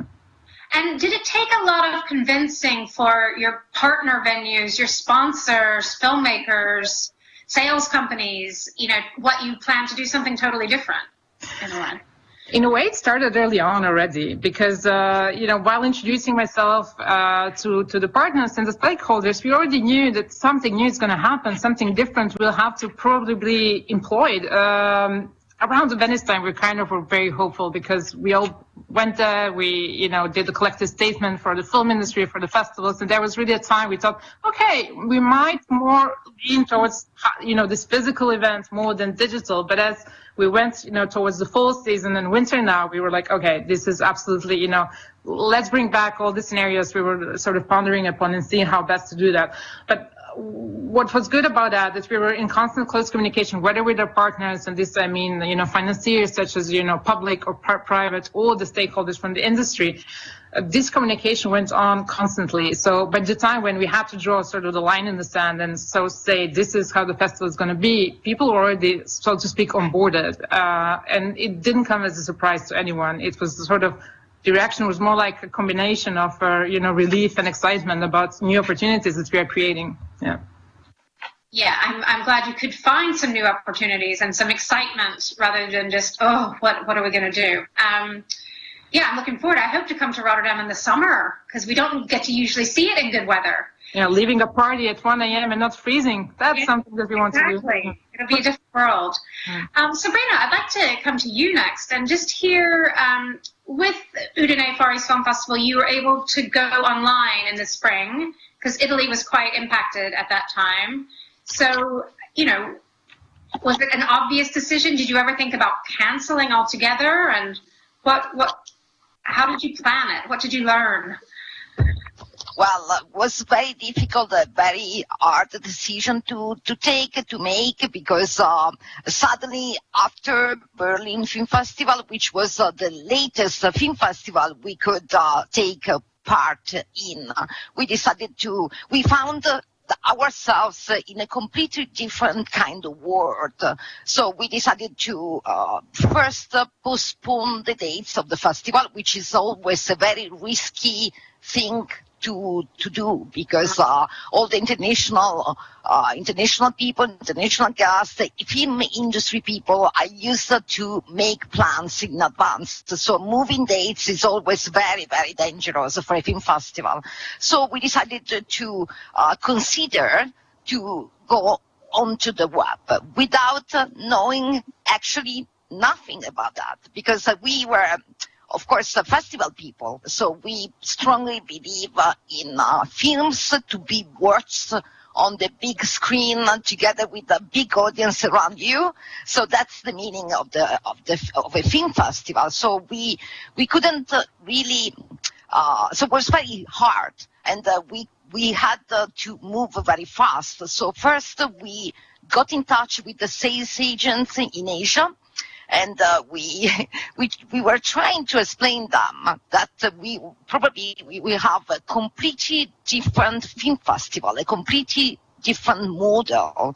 At the beginning, they were shocked, but of course we had to get their approval in order to go ahead. And but definitely they were very supportive. So I would say that these people, the sales agent people, they were very open to try and to be, supportive with our film festival, especially because they know each other, they know us from a long time. So there is a kind of trust between us. But some of the Chinese companies, they were very afraid of piracy. So in the end, we lost 10% of our selection titles, because at the beginning, at the time of the outbreak of the pandemic, we were in the process of finalize our selection. So everything was almost ready to go, to be offered to the audience. So it was very critical time for us. It was very painful, but in some way we could say that we won something, because we understood something different. And I think we should go on this way also for the future. So we understood that even though that one was I can say a short-term solution to go online immediately, I think for the future we should try to find a way to balance the two models, and to understand what you can do on the web and what you can do physical. Yeah, that's a great point, and I hope we'll talk about that a little bit more. How did your audience, I'm assuming it was geo-blocked to Italy, yeah, and how did your audience react? Did you get good numbers? Or? I think we got very good numbers. and definitely we enlarged our audience, especially for talking about Italian audience. It's a kind of paradox, but since we had some films were available worldwide, so in some way we saved our international aspect of the festival. So the festival was an international film festival because some of our films, they were available worldwide. But, we got more people from Italy because a lot of people from Italy are not able to come to Udine. And we have on the other side, we have a lot of international people that can be able to come. So, anyway, it was a good, very good numbers. And that's why we should go ahead also on this kind of proposal. Great. And Veronica, you're coming more from the industry side. You run the industry section at New Horizons, which is also a huge public festival. So usually, your Polish Days industry event would take place amongst hundreds and hundreds of screenings and lots of social activities and things like that. But you separated it out this year. Can you talk about why you did that and how it worked? Yes. As for festival, we were put in this difficult position like many other festivals where we were somehow forced to postpone our festival because of political reasons, because the mayor of Wrocław decided to close all public events in summer. Because in fact we found out about that in June, and so it was pretty hectic and challenging to adapt to the situation. And as for festival, we decided to combine the New Horizons International Film Festival with American Film Festival, which we organize and which takes place in November. So that wasn't an easy and obvious decision, but that's what we decided to do two festivals together in November, of course hoping it will be possible to make festivals possible physically, which didn't happen, but meanwhile, we also made decision to prepare for a hybrid edition of festivals. And then, yes, with industry events, it was really tricky.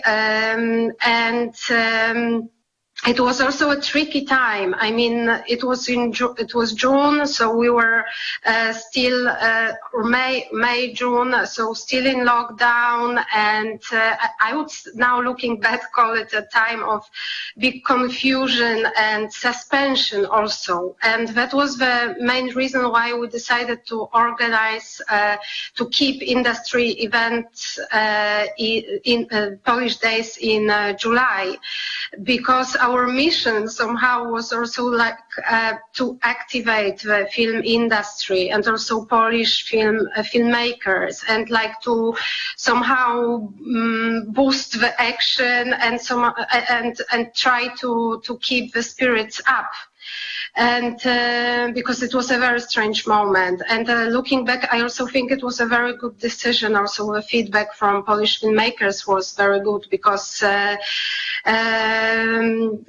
everybody really had to focus, prepare presentations, prepare for meetings, so go on and push the usual stuff, which was good at the moment, I think.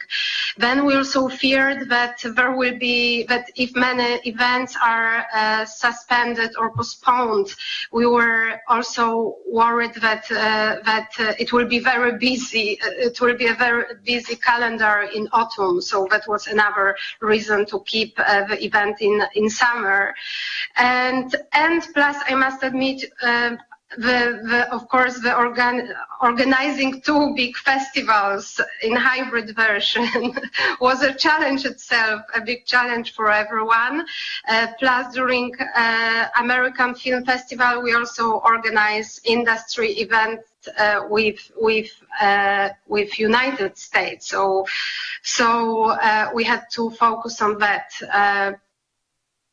That's a lot.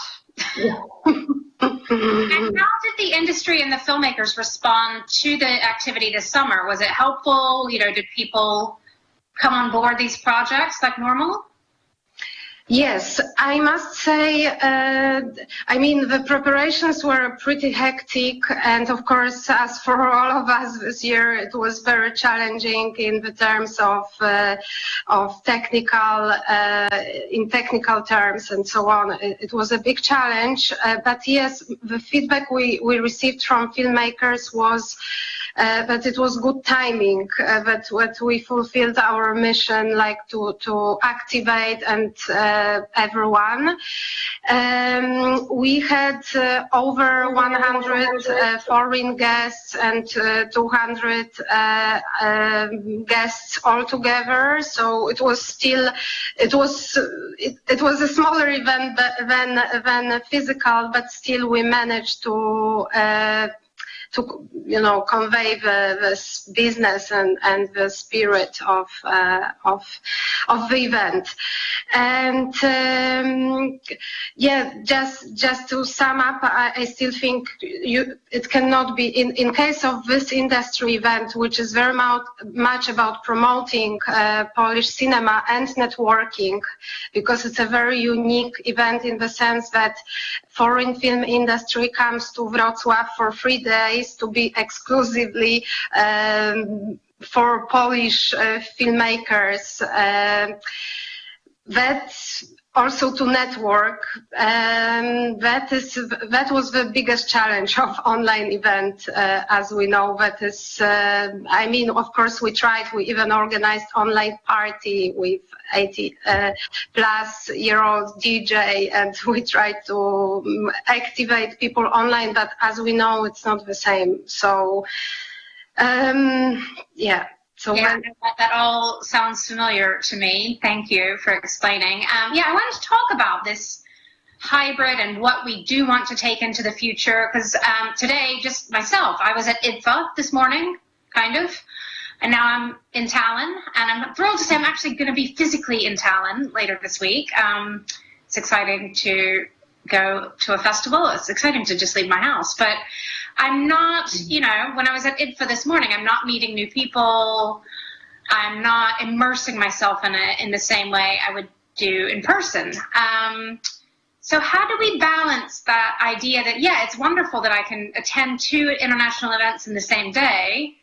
I don't have to be there in person, but we also lose some of the personal connection. So how do we juggle that in going ahead? How do we take the best of the hybrid without losing what's special about having people physically together? Vanya, do you want to address that one? Yeah, absolutely. Also in the way how we're going to be approaching these our own events, I think we learned a lot over the year with all these trials and errors, and it keeps happening and going on and developing further. I think what we learned as well is sort of when it comes to professional activities that we want to do online and create sort of trajectories for the filmmakers and the industry that is participating in these events, we need to sort of really pay attention to 2 things. One, that it's highly personalized, and 2, that less is more. So I do think that this is something that sort of brings more value ultimately to the experience that we can have when we are accessing these events online or in a digital realm. I think what we'll keep on, I think, doing it, especially here at IFFR, is this aspect of bringing the industry together. And this is something, Wendy, you're very familiar with. It's the reality check for the sort of very informal R&D meetups that we did over the course of the year, addressing these key questions or of positioning of a film festival, whether it comes to the audience, to the filmmakers, or to the industry itself, that really helped us shape the current sort of output that IFFR will have, and there is an immense value. But as you say, nothing will replace the value of informal chatter among the industry or the meetups that we can have in the film festival, not to mention, of course, all our us gathering around a big screen to begin with. But throughout the year, I think there is an enormous benefit that we should really keep with us in the coming editions as well. Right. And Sabrina, I was loving hearing what you were saying, that you want to still do lots of online things. what will go online in future years? Say there's a vaccine and we're all immune tomorrow. You know, what would you do? How much online would you do? And how much physical in the future? Honestly, Wendy, we are still working on this because it's very difficult to answer your question because it's a really key point. What I can say is that, of course, going digital means that you should create a proposal to be a digital event. It's not that just move your festival onto web. It's something more. And it's something that also we were trying to say and to do last April, but everything was so fast, so hectic for us, so it was difficult for us to, finalize all what we had in mind. For next year, we have more time, and we are working on that. For sure, we will choose something special for the web, and something that cannot be on web has to be physical. So we are working on these two dimensions, that those dimensions of, in my opinion, they should be complementary, not against each other. Yeah, smart. And Veronica, you mentioned this a little bit, especially with an industry, like more of a market or an industry side. How do you think you can work in a hybrid way? I must say, at this point, when we discussed it planning next year, I can say, we will keep eyes open and we will do some research also among Polish filmmakers about their needs, about their new needs in post-pandemic, let's hope, post-pandemic reality. And we will try to adapt also. For now, for sure, I must say that we are certain we will keep a hybrid edition of New Horizons International Film Festival because for us it proved pretty successful. We reached new audience. We also build up our own online platform, so that opens up many new possibilities for distribution, for festival, but also for industry event, I hope. So I don't know yet, but yes, let's see what New Year will bring. Yeah, we'll have to sort of wait and see on some of this. Yeah. I was just wanted to add, I think also because it does open one thing, and this is accessibility for much wider audience and some colleagues from the industry that otherwise would never be able to attend the event. So I do think, as you just said, there is some time as well needed in gathering this feedback and gathering these dates, and I think that will be extremely valuable to us to understand how best we can then complement some of our more traditional activities. Yeah, very important. What would you say are the biggest challenges facing you all right now? I mean, I know a lot of festivals are in financial trouble. You don't have to tell us numbers, but it's a tough year with funding for many people. Is it technology? Is it understanding what tech you need and getting the right staff? If you're a film festival programmer, maybe you don't understand Skype and Restream and Shift 72 and, what's the struggle right now? Sabrina, do you want to start? Okay. I was thinking that the biggest challenge now is to keep, the budget for the festival. For example, we have some money from the government, and Italy in this moment is a very, in a difficult situation, and we should underline how much is important to keep support for the cultural events, because film festival is a cultural event. It's something that let the people live better, understand better the world. So it's something that everybody should be able to assess. That's why I think our challenge is to keep the budget as before, and to keep also the attention from the local and national private sponsors. Yeah, Vanya, do you want to tell us about your challenges? I'm sure there are many. Absolutely, there are many, very, very similar to what Sabrina has mentioned. I think all of us are facing the same difficulties. I think on top of that, yes, digitalization, of course, brings additional skill set that we have to sort of build on, bring to the team. But obviously, it does increase the budget on a certain way. And also to keep audience with you, to keep filmmakers and everyone with you along this journey as well. I think this is also one of the great challenges. But as we mentioned all along, it does bring new opportunities in the ways how we can be creative. We are very familiar with creativity, and I think this is exactly the time where, you know, such creativity can come forward as well. Yeah. Yeah, and for you, Veronica?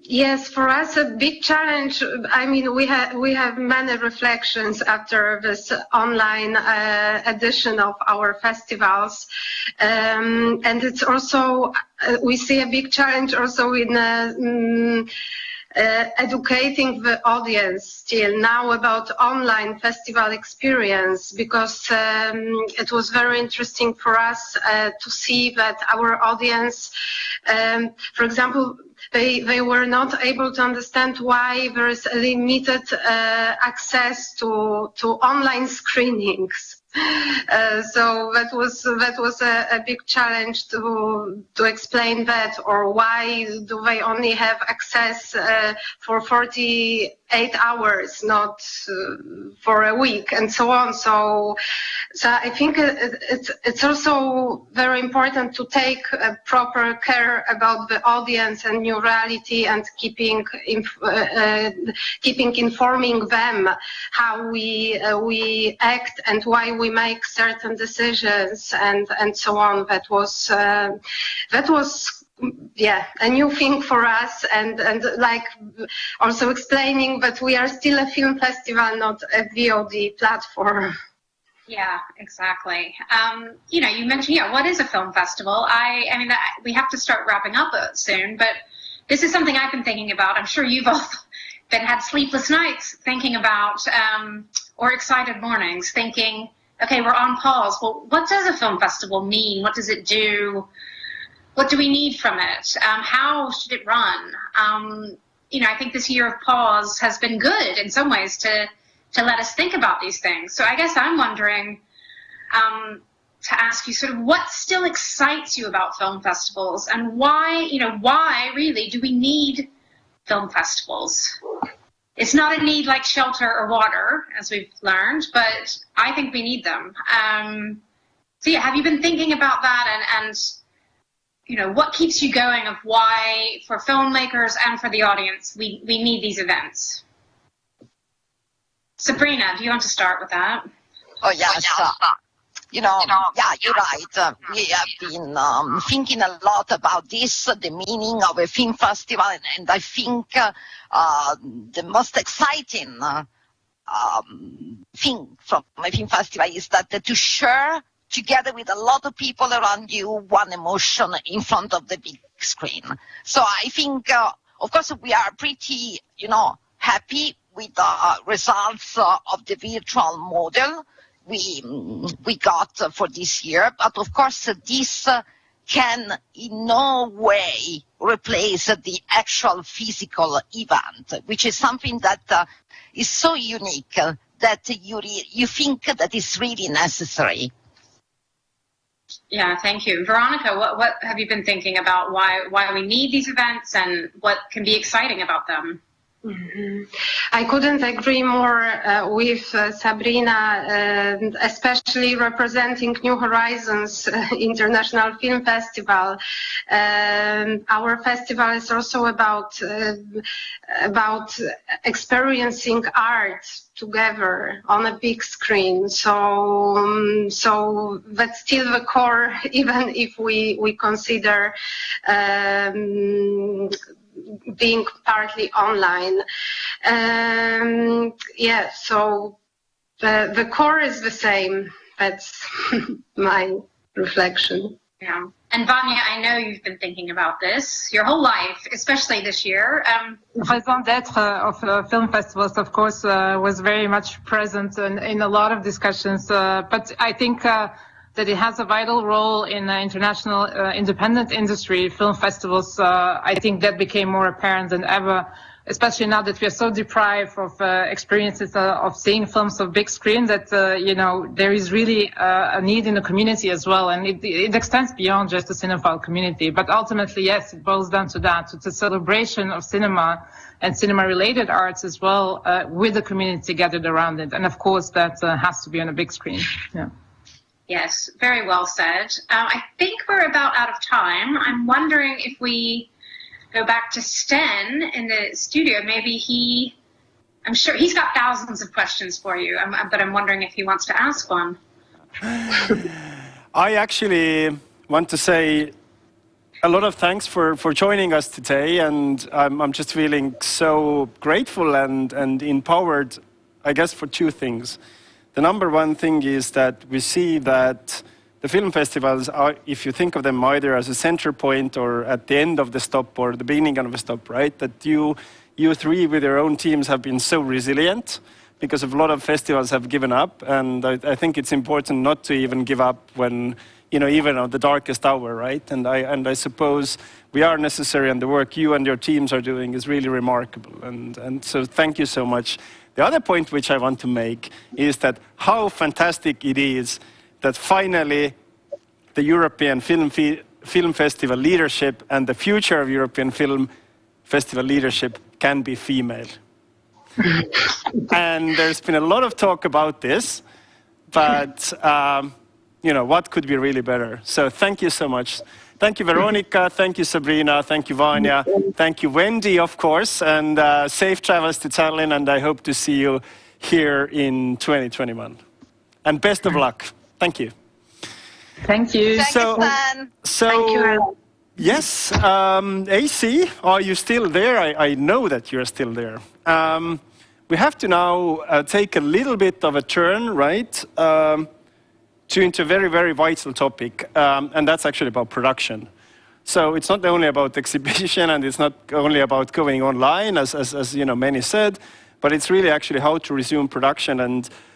And unfortunately, UK is a little bit in a difficult situation with the whole Brexit process, but UK has been really a leader in, I would say, in the kind of the continental context as well, in a sense of showing pathways in terms of where the industry can evolve, what kind of production capacity it can have, and now also actually how to resume film productions in this critical state, right? And I remember from the next gentleman saying that the losses what the UK film industry experienced were tremendous, but now they're on their way back. So I'll give the cue for you to intro for our next speaker.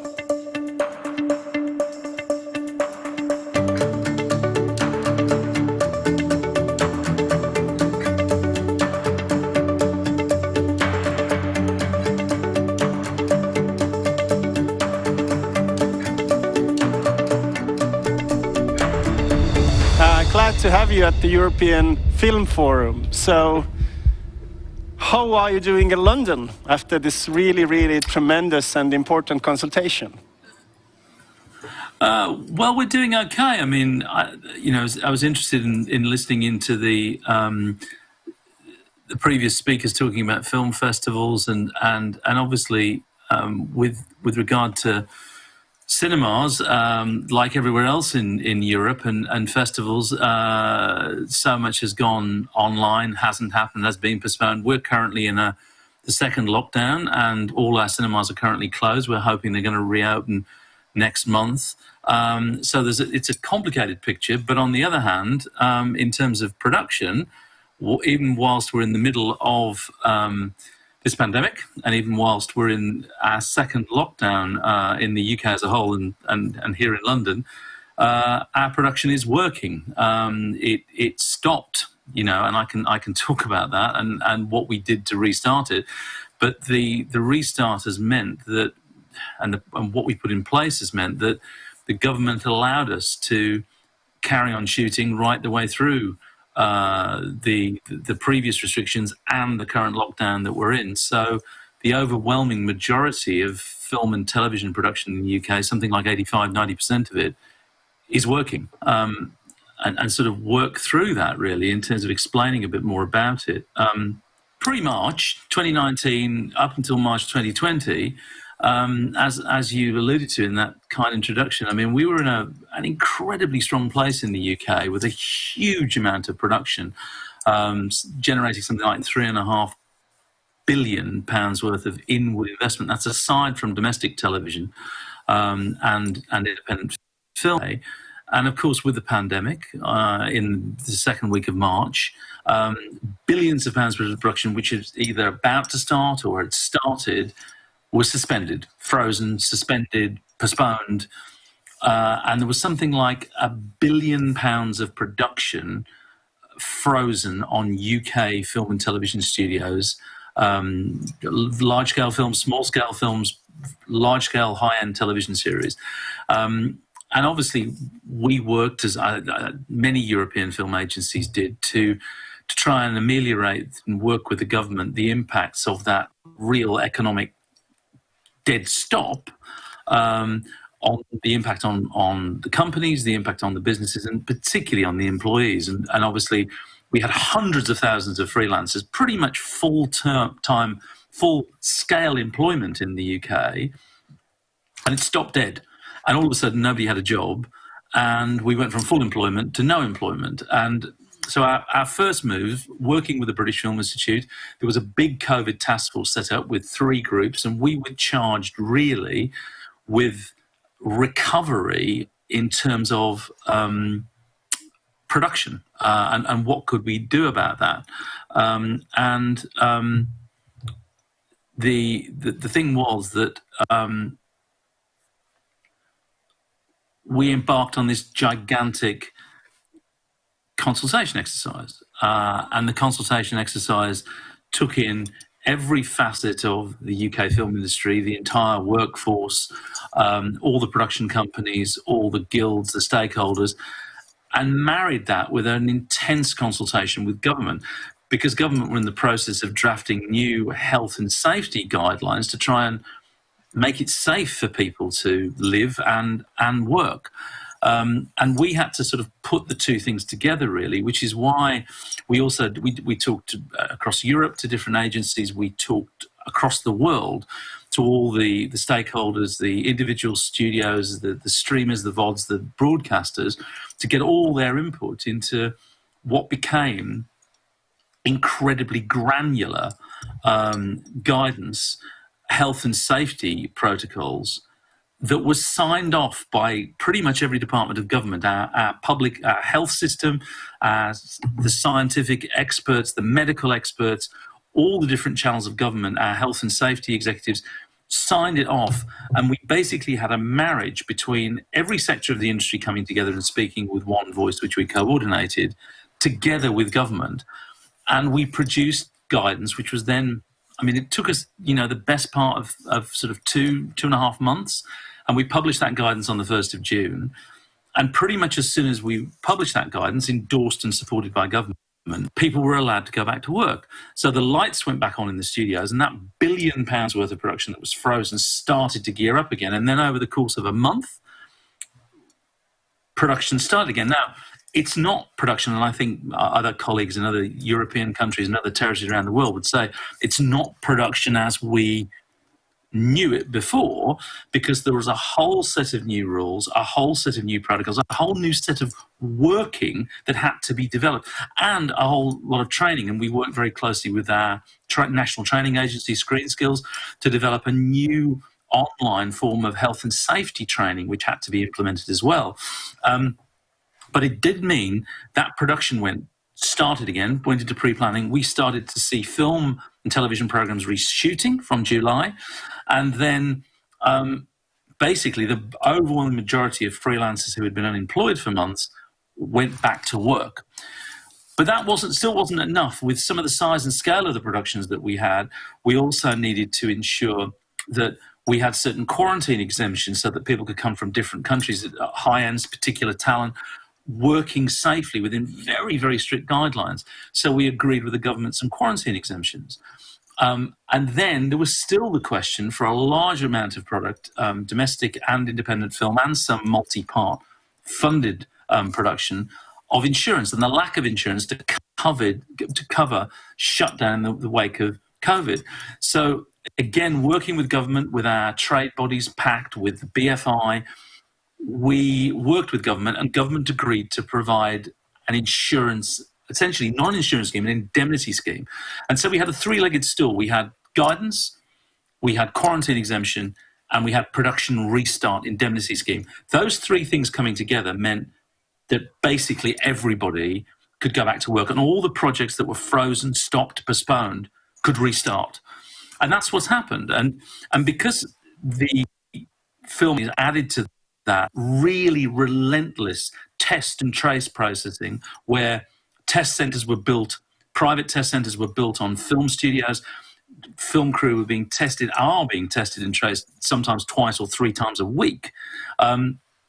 It meant that film and television became one of the most secure working environments in the UK, and in fact probably on earth. And in fact, film crews have commented that they feel safer on a film set or on a film location than they do walking around normally, because there's so much safety protocol that's been implemented. Now, what does this mean? Well, what it means is that we can work. What it means is that our economy is starting to generate billions of pounds again through film and television, and our governments, national and regional, have worked with us because of how much that means for employment, how much that means to a really desperately challenged economy in the UK. The challenge, the difficulty is that film and television takes more time and more money and more effort to make, because when you're wearing personal protective equipment, when you're doing more testing and tracing, when you're doing more trainings, health and safety training beforehand, when you have to potentially modify scripts, shorten series, change the nature of plots, get rid of particular kinds of crowd scenes, when you're doing all of that, it means a lot more work is actually necessary to make something. And making film and television is never easy, but it's suddenly got a hell of a lot harder. Nevertheless, because of the ingenuity, the creative talent across, I think, all our industries, not just in the UK, but across and in the UK, people are working around this. People are finding ways to make films and television. And I have to say that every example I've seen that has been shot since the pandemic, you wouldn't know the difference. You wouldn't know the conditions under which the crew is working under, because it's been so successful, the way in which the crews, the creative talent, have responded to this extraordinarily difficult challenge. So it is possible. And of course, I'm hoping, like everyone else, that basically what will happen is that the necessity for some of these measures will be ameliorated with vaccines, with changes, and that as the pandemic recedes, some of these measures will drop away. But I also think that we're going to see some permanent changes as a result of restarting. I think we'll see less location shooting because it's better for the environment. Environmentally sustainable production travels less, and the traveling less also costs less. I think the fact that people will do more studio shooting, more virtual studio shooting using more digital production. I think you'll see more smaller scale and more intimate stories amongst certainly domestic and independent film that don't require those size of logistics.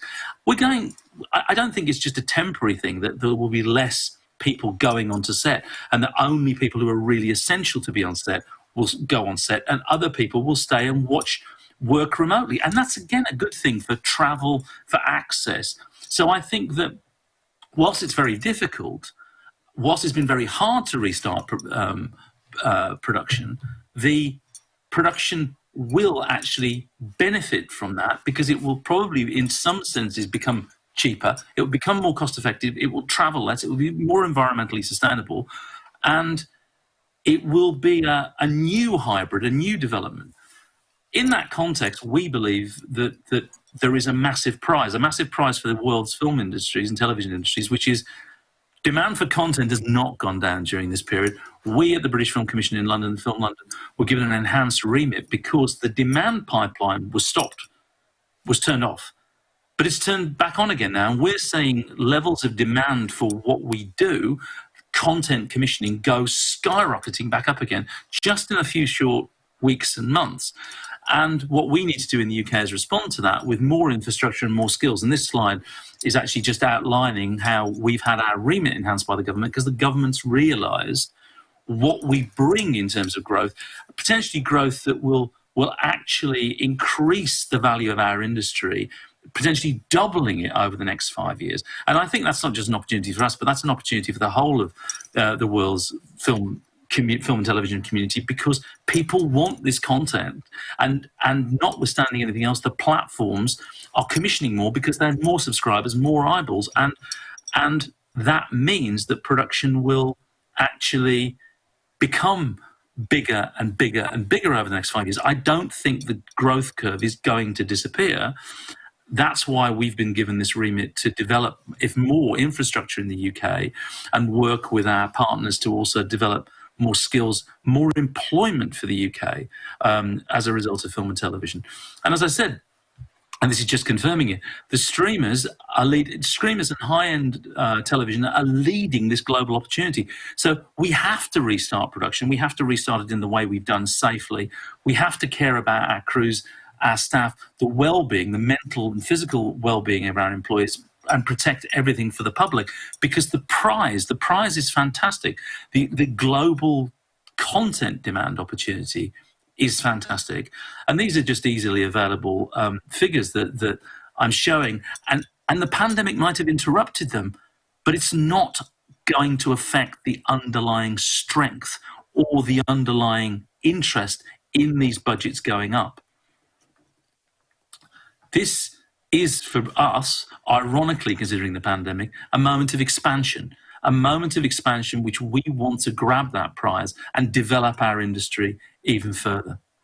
I think I've probably kind of outrun my time, but I just wanted to reiterate really my message, which is a message of optimism in a very dark place. I believe film and television is at a critical moment. It has a fantastic opportunity to be the engine of positive change, to create new opportunities for young people, for diverse communities, for creative talent, long-term fantastic digitally skilled jobs, providing well-being and health and strength to those people, providing fantastic economic benefits to our countries, and not being an industry that's an anachronism, not being an industry of the past, an old tech manufacturing industry, but being an industry of the future that can change generations of people's lives for good.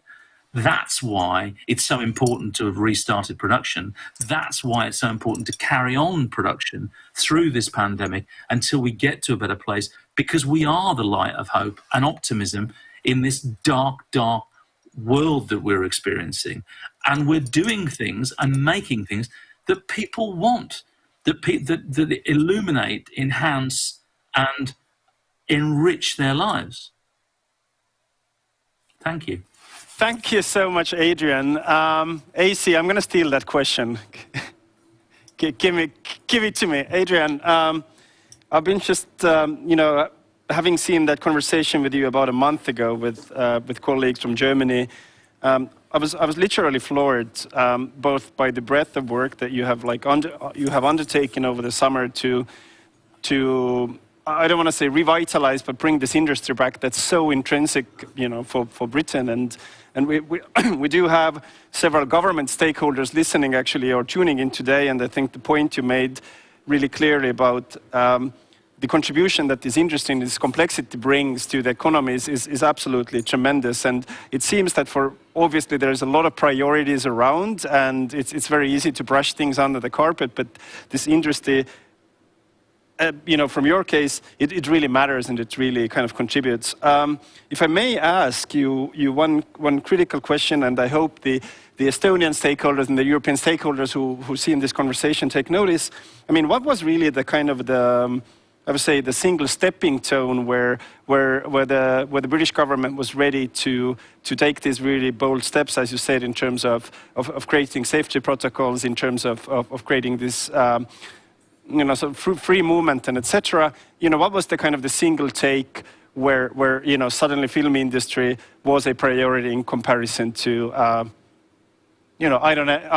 don't know defense industry, for example, if I make something on top of my head, right? What was the kind of the key message and what sort of made this amazing work to go through?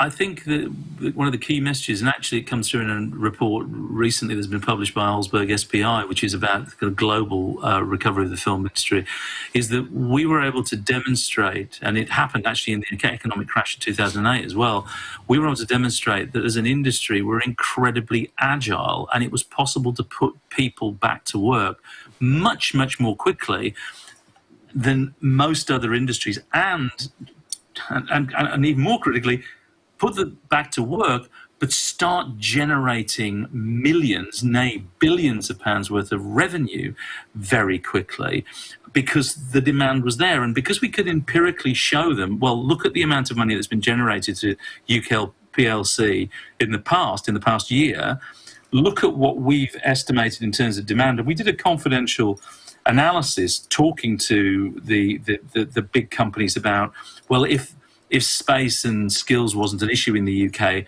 how much more would you invest? And they said they would essentially double their investment in the UK if we had the infrastructure and skills to meet that demand. And government realised that also these jobs, as I said, they're not going to be destroyed by automation. These are long-term career jobs. There are real shortages already in the UK film industry that we have real jobs for people to go into. And I think that when they looked at it and saw the speed at which we could go back to work, the money we could generate, they realised that we're not a Cinderella industry. We're not just and that whole cliche of, oh, this is a bunch of very glamorous people who just pop in, shoot it for a little while and then disappear again, has gone. And they've seen how it's revitalised whole sections of the UK, not just London and the South East, but what Game of Thrones did in Northern Ireland, Belfast, how it changed the economy and perception of that previously very, very troubled area and for the better. What it's doing in Wales, what it's doing in Yorkshire. And they're seeing the real economic benefits, the real social benefits, and the fact that, frankly, I mean, in the first quarter of 2020, before the pandemic, we were growing at a rate of 9%, which is roughly twice the size of the UK economy as a whole. And we kept the UK economy out of the red in the first quarter of the year.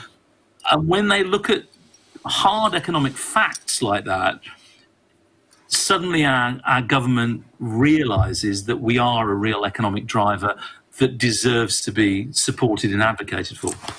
Thank you so much, Adrian, for joining us from London. The governments should pay attention. My pleasure. Best of luck to you, and thank you for these amazing insights. Yes, we move to our next speaker. Bye-bye. And, as I said in my introduction, the European Film Forum is not only about cinema, but it's equally also about technology, right? And AC, will you help me to introduce the next speaker here? Absolutely. I mean, now that I'm back with tech, I told you tech is working. This is great. What we want to do now is to go to these opportunities for the future infrastructure for European cinema and content industry. And we will have Philippe Rixen, the infrastructure designer of DigiCity, European Future Copyrights Infrastructure in the UK and in Estonia. And I would say we'll have to send the clip first, right? And then we can start right away, or do you want to add something, Sten? Absolutely. Let's play a clip and then let's go into the copyright infrastructure.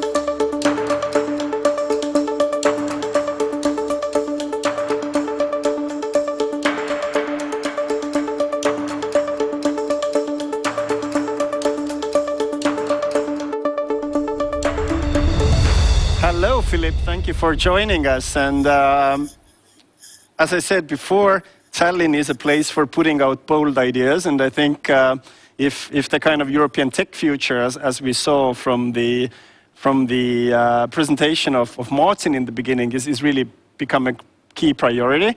and digital is also becoming a key priority, then you and your colleagues have actually been working on a problem that, as far as I remember, was like pretty much considered like unsolvable, and it was a territory where no person wanted to go before, and it's all about the copyright infrastructure. And in about the past year or so, you've been working on a very, very ambitious project that brings European technology, European policy, and actually European big industry in terms of content to build something that will inherently and hopefully revolutionize how we think about copyright. So welcome, Philip. Here we are with the simplest value chain when it comes to producing films. And we have heard earlier today the question, why do we need festival? So why are those producers and distributors meeting? Well, obviously, it's to celebrate cinema. It is to have those cultural celebration, those prizes, those awards, those parties. But let's face it, it is also to buy and sell. And so we have producer meeting distributors. Of course, we also have some creators. We have some member of the audiences. But basically, a festival is a marketplace. And who says marketplace means that beyond all those private screenings and interesting meetings between human beings, we need to have licensing. The license is the basic contract in the film industry, and when a license is signed between two parties, then comes the moment of distributing the films, either for exhibition or for streaming, and then people need to be paid. And that is one issue. Because to pay people, you need to know who did what and who owns what. And that seems to be an easy question, but trust me, it's a very, very complex matter. And we are now at an extraordinary moment to try to solve the issue. Why? Because we have in Europe, for the last 2 years, a tremendous momentum from all the institutions to solve the problem. It started with a new directive on copyright, and I say new directive on copyright, but that directive on copyright is based on a tremendous acquis communautaire, so on several layers of legislation which have been taken in the last 10 years or even 20 years. So, and that was one thing. Then, and that of course was a ratification by the Council and the Parliament on a suggestion of the Commission. At the same time, so more or less at the same time, at the Council, there is a working party on copyright, and that working party launched the concept of copyright infrastructure, which means technically they took over the concept which was announced at WIPO a few years ago and started to precise what the objective of such a copyright infrastructure should be, and not only that, not only the objective, but also a little bit speaking about the approach, how it should be built. And that was at the end of 2019. Now, at the end of 2019, something else was cooking slowly at the Commission, to be precise, at the European Blockchain Partnership. That is a partnership aiming at developing a European blockchain service infrastructure. Why is that relevant? Because when they started with use cases which are all relevant for copyright. Notarization, certification, self-sovereign identity of the rights holder, and trusted data exchange. And recently, they even confirmed that this European blockchain service infrastructure has something to do with the tracking of digital records and the rights associated to them. And that was 2019. Then in 2020, just before the pandemic, on the 19th of February, Thierry Breton announced the EU strategy for data. And interestingly, in that EU strategy for data, he mentions common European data space. So let's keep that concept. We'll come back to that. Common European data space. Then, of course, we were all hit by COVID-19. And very early, the European institution started to speak about a recovery plan. Now, interestingly, after a few weeks or few months, it was not a recovery plan anymore, it was a recovery and resilience plan. And you have heard Martin Dawson earlier today saying, well, it's not only recovery and resilience, it's recovery, resilience and enablement. So we are now at this extraordinary moment in the history of policymaking and the history of funding in Europe that we can envisage to build potentially a copyright infrastructure. The moment is also given by the state of the industry, where everybody feels in the industry something has to be done to answer the question, who did what, who owns what? And the moment is also interesting because now we have, since the last few years, seen emerging technologies which enable us to combine them in some way and start to solve the problem. So we are at that extraordinary moment where there is a political will, where there is funds available, where the industry knows something has to be done, and when we, engineers, we have technology to do something.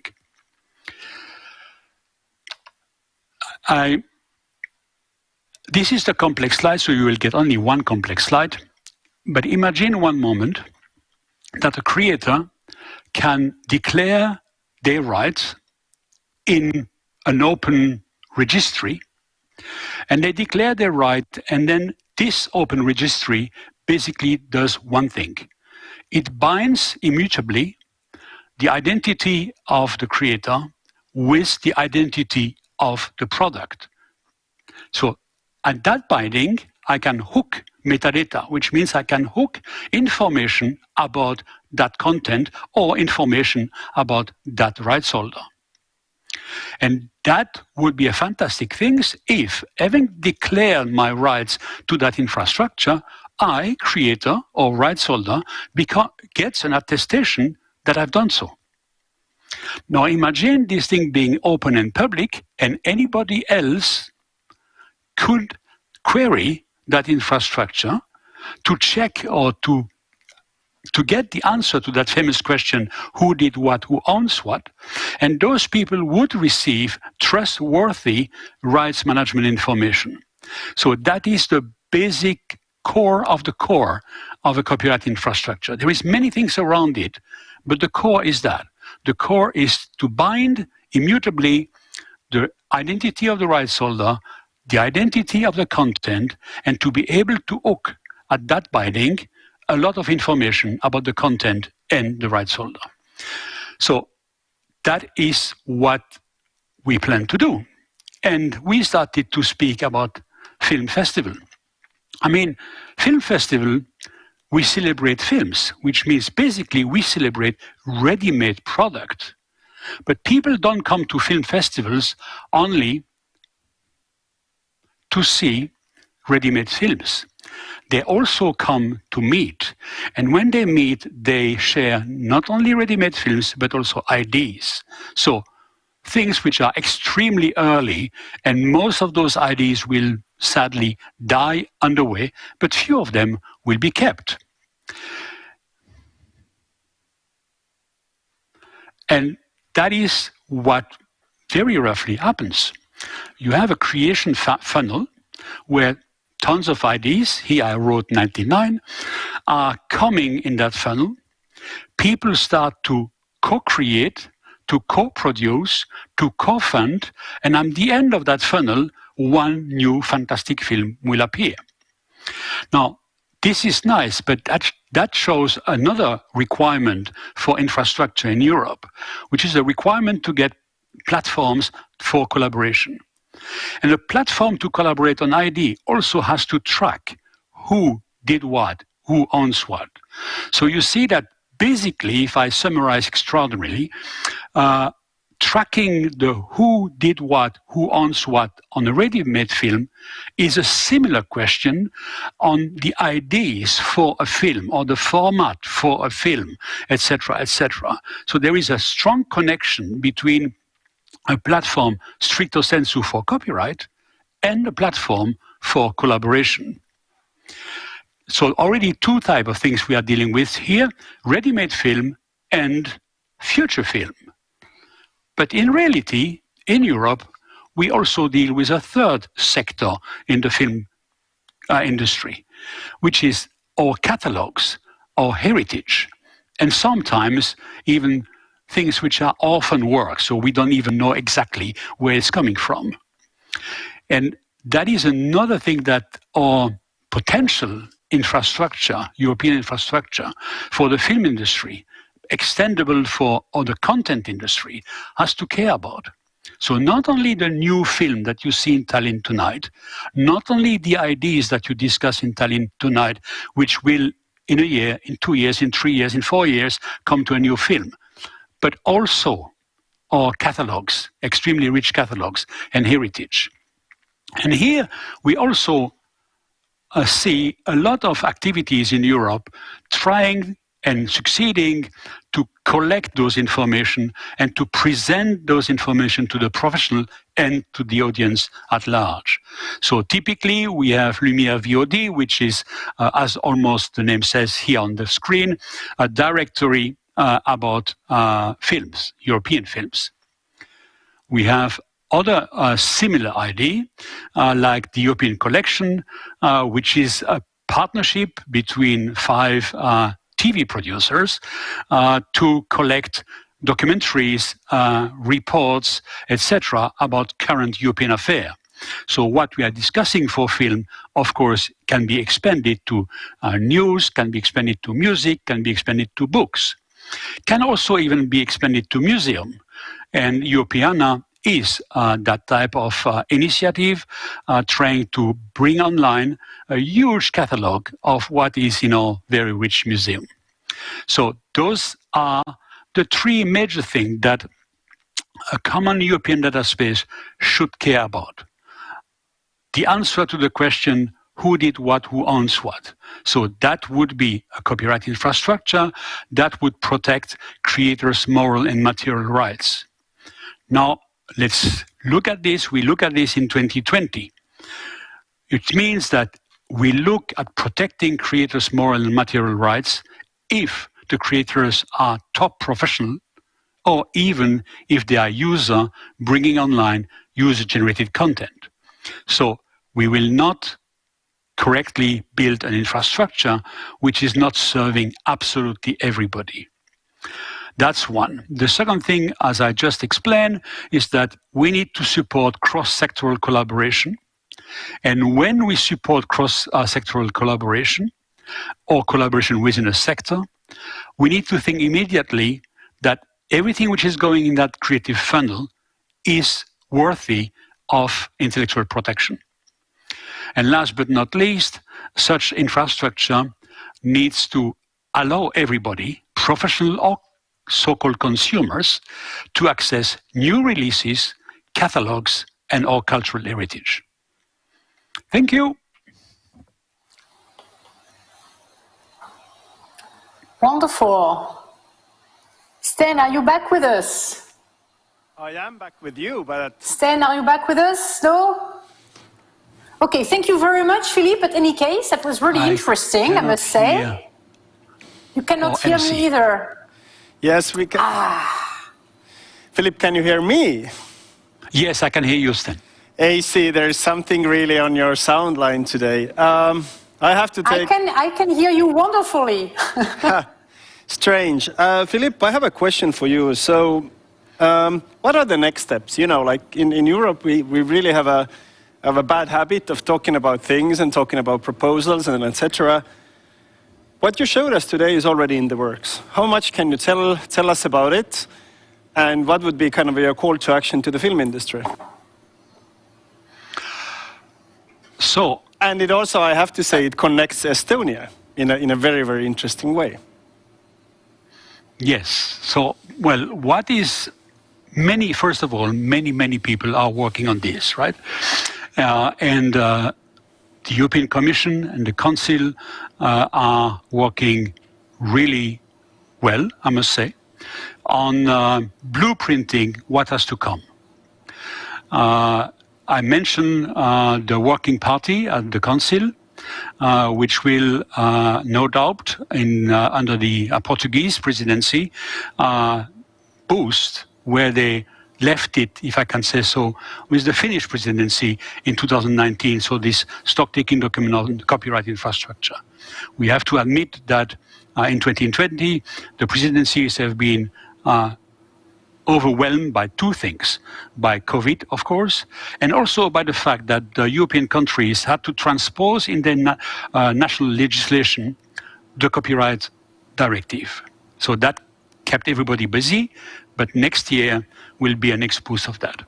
The Commission is working on different plans and launch different studies. And one of them is a study called Copyright in New Technologies, and I'm very pleased that my team has been chosen to conduct the study. So we are working with a very, very good team in Brussels, and we will publish our report in July next year. And that is, of course, it will be an important document for the Commission to take decision.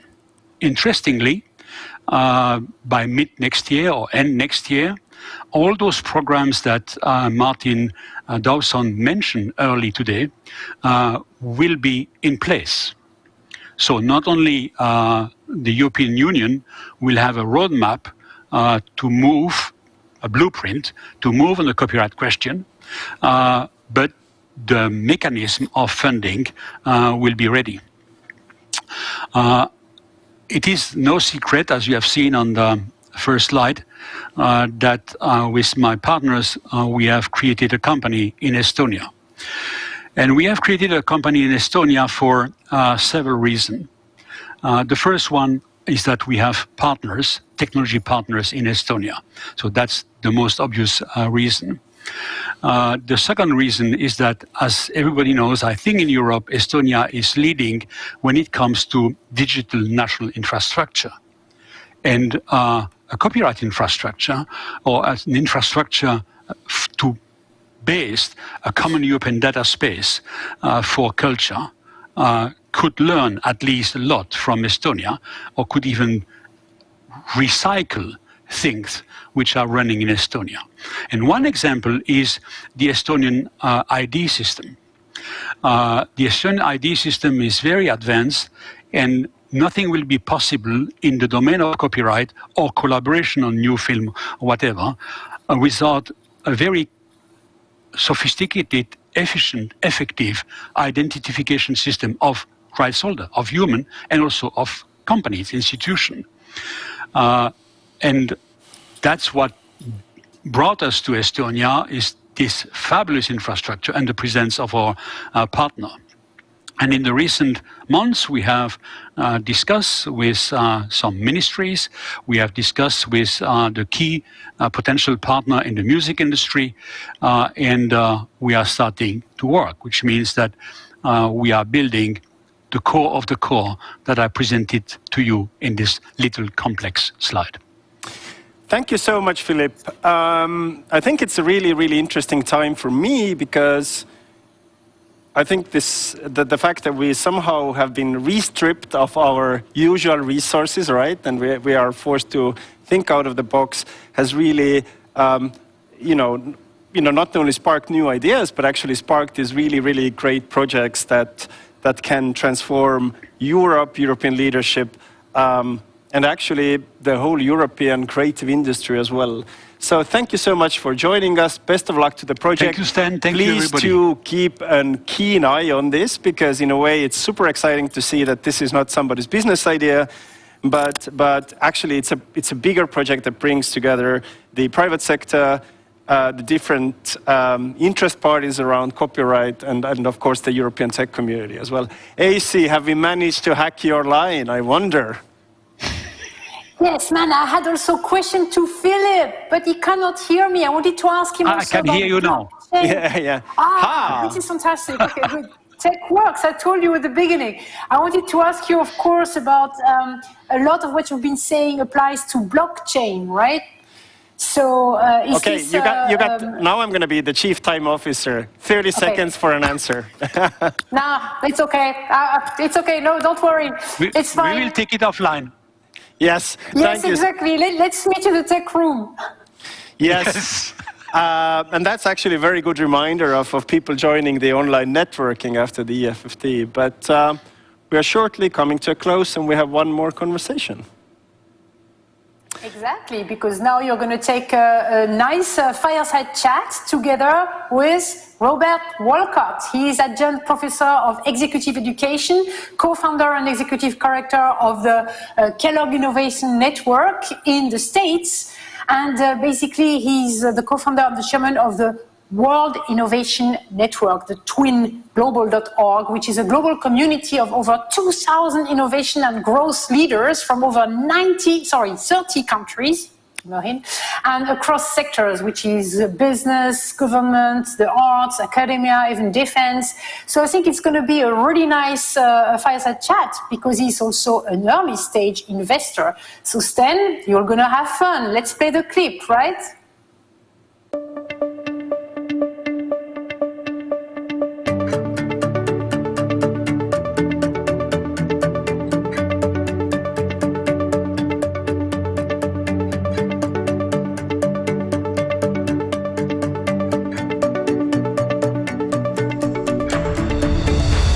Robert, thank you for joining me, and I'm so sorry we kept you on the line, but seems technology sometimes work and sometimes it doesn't work, and so forth. But thank you for joining us. No worries, Sten. We all understand in this environment. Yeah, exactly. You are in a kind of a usual circumstances. You are an awfully busy man, if I may say so. You are writing your column for Forbes. Working at the Clario consultancy, advising several corporate players in the innovation hubs, such as the H Farm in Italy. All the best to our friends in Italy, as well as you have a strong connection to Finland, obviously, and your work at the Northwestern as well. And you work with a lot of, I would say, the boardroom or C-level people, right? How has the COVID situation impacted your work and life? And what have been in this sort of like in innovation drive, what have been the biggest changes, but I guess also opportunities and discoveries for you? Wow, well, that's a big question for each of us, Sten. And by the way, thanks for having me here. And it's always great to support what you do and your colleagues. I've fallen in love with Estonia, and as you know, visited a couple of times. It's really quite extraordinary place. And before I go, I want to mention that this odd visual behind me is called The Land of Make-Believe. It was created by a Czech immigrant to the United States back in the early part of the last century. It's from the 1930s. And it was his attempt to visualize make-believe. It was a visual on the walls of many, many kids in the United States in the 30s and 40s, even through World War II. And this visual I love very much. And I thought of it because of the film festival, because of the creation of reality that happens as a result of your industry and your efforts. So in any case, setting that aside, how have things changed? Well, in a lot of ways, they've changed just like everybody else's lives. Many of us travel a lot. As you know, I've for the last decade been traveling a lot, and I was trying to decrease that a bit because I have two daughters who are 9 and 11. And I had perhaps eliminated about 15% of my travel, so I was doing fairly well, I thought. Then COVID hit. And now I've been home every day. Every night I'm home for dinner with the family, and that's been a blessing. It's something that I could not have done on my own, and I'm thankful for that. But beyond that, though, I look at this period as both reflection and projection. This is our opportunity, and I think requirement in many ways, for each of us to reflect on what we've learned this year, where we've come in our lives thus far, and then to project where we'd like to go in the future. Not that we'll have a complete picture, because we won't. But the visions we create today influence the directions we move in the future, and they influence what it is we ultimately create. So for me, that's been the most important role of this pandemic year. And I think that also resonates with me. What happened about a month ago at Twin, this amazing community and event that you are curating almost as I would say a Renaissance salon in a way. And one of your colleagues, Michelle Buck, also put forward in one of her workshops that it's at this time it's not only from a reflection point of view, it's not only the questions what we have to ask ourselves, but we also have to ask ourselves what questions we don't ask ourselves, right? Yes. Yeah, and I think that's critical, Sten. I'm glad you brought it up, because one of the things we do as humans, as animals, is we converge on solutions too quickly. And this comes from our evolutionary environment where we just had to figure out what to do when we're facing a threat. And so we have a tendency to think we know what's going on, converge on a solution and run at it, when what we should do more of the time, I find, is define the questions better. And then, as Michelle says, live the questions and really engage the questions. This year has been an extraordinary opportunity to do this. And if you haven't started, I'd urge you to use this holiday season, end of the year season, to do that. And as we all hope and now expect, 6 months from now, things will be starting to return to more openness in the world. So use this time wisely. So if I'm taking this, your answer and Professor Bach's comment into a kind of a practical level of a boardroom, whether it's some of the national policymakers joining us today or the European projects at last, yes, we understand that it's not really about subsidizing and the low-hanging fruit in a sense, but it's really kind of looking at what are the more kind of deeper questions around technology, but also organizations of work, of remote collaboration, and etc. And that leads me to this theme of the digital Rubicon. That was the focus themes of the Twin Innovation Network gathering this year. What is digital Rubicon and why it's imperative to talk about it today, and what are the kind of effects or consequences? Great. So as you'll recall, Sten, the Digital Rubicon plays off the historical event of Julius Caesar carrying his 13th Legion across the Rubicon River. And he and everyone with him that day knew that they were either going to complete victory or utter defeat, which would mean death, because they had effectively declared war on the Roman Republic. And so this is where we get this notion of we've crossed the Rubicon, there's no turning back. Now, while Julius Caesar and his army decided to cross that river, we certainly have not decided to face a pandemic. None of us decided, hey, let's go face a pandemic.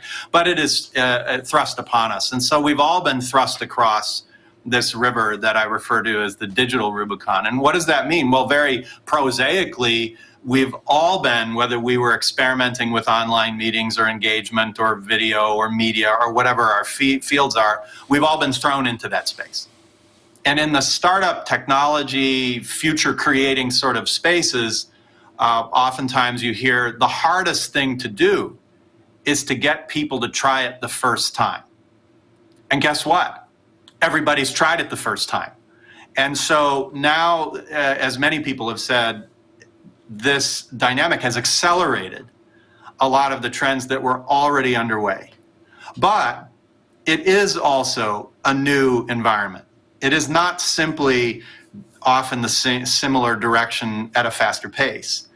The reason I believe it is fundamentally new, in addition to accelerating the changes that are already underway, it has accelerated and amplified and diversified the kind of ideas and insights and opportunities being seen by all the various players in the marketplace and in the world at large.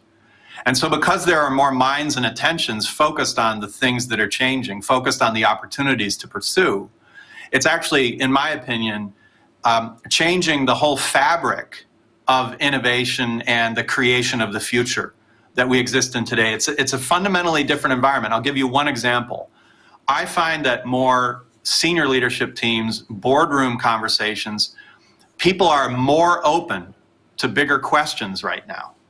They're more open to looking at things truly in new ways, in ways that they weren't before the crisis. Now, might it shift back in a year when we're all starting to get, quote unquote, back to normal? We all agree it'll never be the way it was before, but will people start to refocus again on the day-to-day, on the quarterly returns?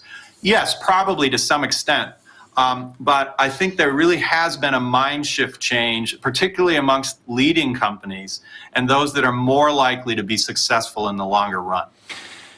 So, if I may quote you, you've written, quote, "We today face two colliding threats, viral and geopolitical, with at least one common partial answer, and local resilience," end of quote. And I believe you addressed the United States, which is in a very dynamic and flux state. But I think this notion is equally valid for Europe as well. Perhaps not so drastically and not so visibly, but we do understand there is a lot of threats. But there is an underlying notion of resilience.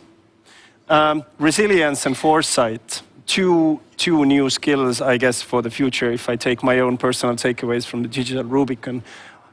What it takes to develop resilience and foresight? Well, I think it's important to not just focus on resilience, which I think has been underscored, the importance of which has been underscored by our experiences this year. And many people, like not just myself, but for instance, Mark Carney had an exceptional editorial in The Economist early on in the pandemic. I encourage you to go and take a look at that. And he said that global efficiency will be overtaken by local resilience, the need for local resilience. And that I couldn't agree more. But I'd like to offer an additional layer to this conversation, an essential layer. And that is, if we only think about resilience, then that can quickly degenerate into avoiding change or protecting ourselves from making new things, allowing new things to happen and taking new paths. We don't want that kind of resilience. We don't want that kind of rigidity, because ultimately that degenerates into the opposite. So we need to think about it in terms of resilience as flexibility, as adjustability, as a protective, but also a proactive approach. And in order to do that, we need to think about foresight, thinking more and more deeply and further out about where the future might go, not where it will go, not trying to predict the future per se, but to look at plausible futures. What are a number of different paths that the world might take? And then how do we define the futures we desire to create? To quote our good common friend, Martin Wazowski, the chief designer of SAP and a fellow Twinian, what are the futures we desire to create? What are the trends and forces taking us into the future, the plausible futures that might occur? And then how do we take a proactive stance to that? So it's really about, as you said, both resilience and foresight. Recently also, you wrote, and to steer to the conclusion of our conversation, is that the current crisis puts the interplay between three values into stark release, and then you had a kind of a small bucket list of really important messages. Do you remember what they were? Remind me the article. It was about the veteran weekend and about true heroes. I'm sorry, the audio was blacking out. Okay. It's about what? So I just wanted to bring to the end the point of human potential as the greatest untapped asset, and we have also talked about that as well. That's it's not anymore about technology, but it's also about actually the new human capacity that is the most critical asset right now. So. In the context of foresight and resilience, how do you see basically the nature of work, the human leadership, and the human capacity in general changing? Well, I'll answer that in a sort of a grand scheme way, and we can go into detail if you want. But the long-term trend of this century is a world where technology can increasingly do anything. now we could argue about what anything means. I'm being a little bit provocative, but I do actually mean technology can increasingly enable us or foist upon us nearly anything. And so the critical question for each of us, each individual, each city, nation, corporation, startup, entrepreneur, artist, etc., the critical question for each of us becomes, what should we do and why? When you have the potential to do or create anything, the essential question then becomes, what should we do and why? And this is a question of purpose. And I'd like to point out that probably none of us have been prepared in school, in university, in our first jobs, in our careers, for asking the question, what should we be doing and why? Beyond prosaic things like we need to make more money or sell more or have a bigger audience or whatever it is. Those are all really important questions, by the way. But asking that intrinsic question of purpose, what should we do and why? We need mechanisms to ask that question. We need ways to help children and the next generation, because they're going to solve these problems. They're going to create new problems like we have, but they're going to be most at the vanguard of making the world that we'll experience in the future. So how do we have mechanisms to discover, define, and act upon purpose? And the last thing I'll say about this is the way I like to think about purpose is both selfish and selfless. What do I mean by this? Well, we often assume that if you're talking about purpose, you must mean something wonderful like saving the environment or helping children or things like this. And these are all essential. These are great. But I believe that if you've only defined a purpose because it looks extrinsically like a valuable thing, something you're proud to tell your friends, but there isn't something in it for you personally, that there isn't a selfish aspect, and I mean this in a good way, a selfish aspect to it as well, then you're not going to suffer the slings and arrows when things get tough. And any great purposes, any great objectives of creation, of development, of building, of change, require true commitment and will cause you to face adversity.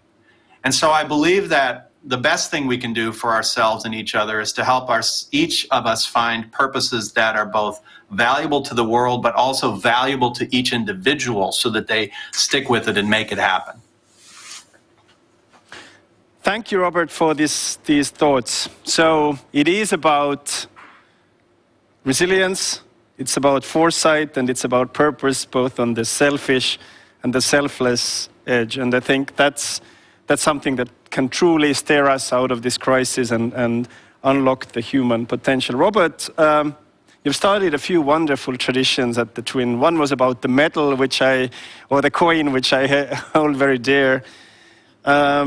But at the end of this year's Twin, you asked your key speakers one word. What would be that one word for you? Well, I think you already know it, Sten. It's been my word for a long time. You can share it too. I just use it for myself. Please. It's synchronicity. Synchronicity. At Twin, we say never leave serendipity to chance. And so engaging like in things like this, engaging with people like you and your colleagues in Estonia who get out a lot, who see the world in new ways, who do things. And by the way, Sten, part of the reason I've been so excited about engaging with your country is I see a place that is extraordinarily creative, that looks at the world in multiple ways, but is also, and this appeals to my Midwest US sensibility, is also pragmatic and effective and get stuff done. So it's one thing to have big ideas and get crazy. It's another thing to then make things happen in the world. And that's really exciting. So synchronicity is serendipity, but at another level. And it was a word generated originally by Carl Jung, or at least defined as we define it today, which basically means purposeful serendipity, or uncovering the purpose or identifying the reasons, the purpose underneath serendipitous events and where they might take us. So synchronicity is the word that I think about a lot. Thank you so much, Robert, for joining us today and for this very, very powerful and thought-provoking insights. I wish all the best to you, to the family, to the twin community, to Chicago, and obviously to the United States in general, because we are all together in this globally as well. Thank you so much. Thank you, Sten. I hope we in the United States can do a little better the next 4 years. Super. Thank you, Robert. AC. Yes. So this is it. I have my notes. I think today was, I looked some of the comments of over 500 people who actually tuned to our live stream today, and there were like quite a lot of feedback on these great ideas that were quite thought-provoking today. So it was very informative. It was outlining some very new perspectives for Europe on behalf of the European Commission as well. We looked at some bold infrastructure plans, data, and so forth. You know, if there would be 3 to 5 key takeaways to you from today, what they would be? There was really so much. I have a hard time to give you only 2 or 3 takeaways, but let's make a very, very fast. I think that what we heard at the in the very last talk together with Rob was like people are more open to bigger questions. And after everybody was in the same situation to do things for the first time in a new environment, even if these things were not completely new.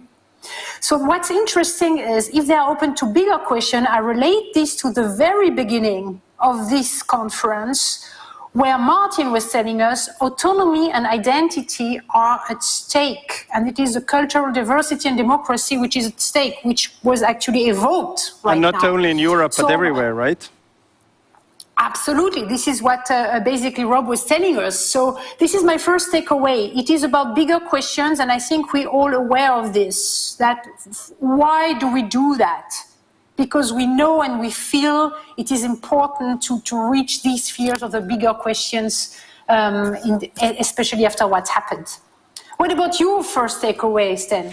Oh, there's been so many, and I think that in a way we are being challenged in this industry quite a lot, but we see that in many ways some of the bigger policy mechanisms are there. The opening mindset is there from technologists and the boardrooms as well.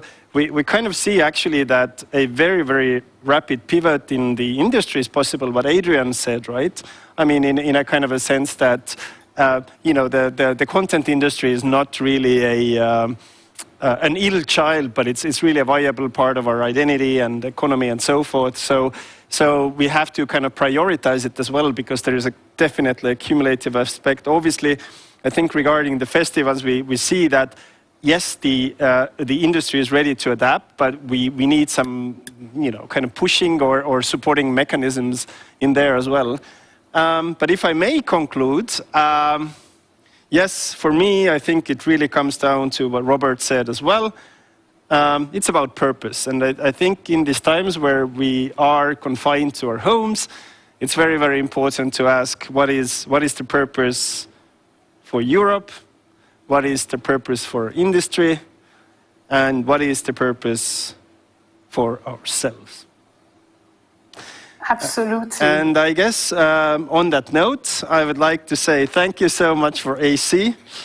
We managed to conquer the technology. Thank you so much, Wendy, for co-moderating the other panel. Thank you, the technical team who has fought the challenges throughout this European Film Forum. And thank you, of course, the European Commission and the Black Nights Film Festival, who have been the great partners in helping us to bring this European Film Forum back to life, and obviously great speakers and leaders all over the world who joined us today. Before we close this Film Forum, please do join us in the little type of an after party that starts in a few minutes in our networking platform. Yes, you can see it here. The link is in the chat. The link is in the chat, and it's called Spatial Chat. So come in. Some people are already there. I will actually go and play some records, which I used to do a long, long time ago. And to conclude, thank you again for tuning to the live stream, and see you here at the European Film Forum in 2021. Thank you so much, and have a good night.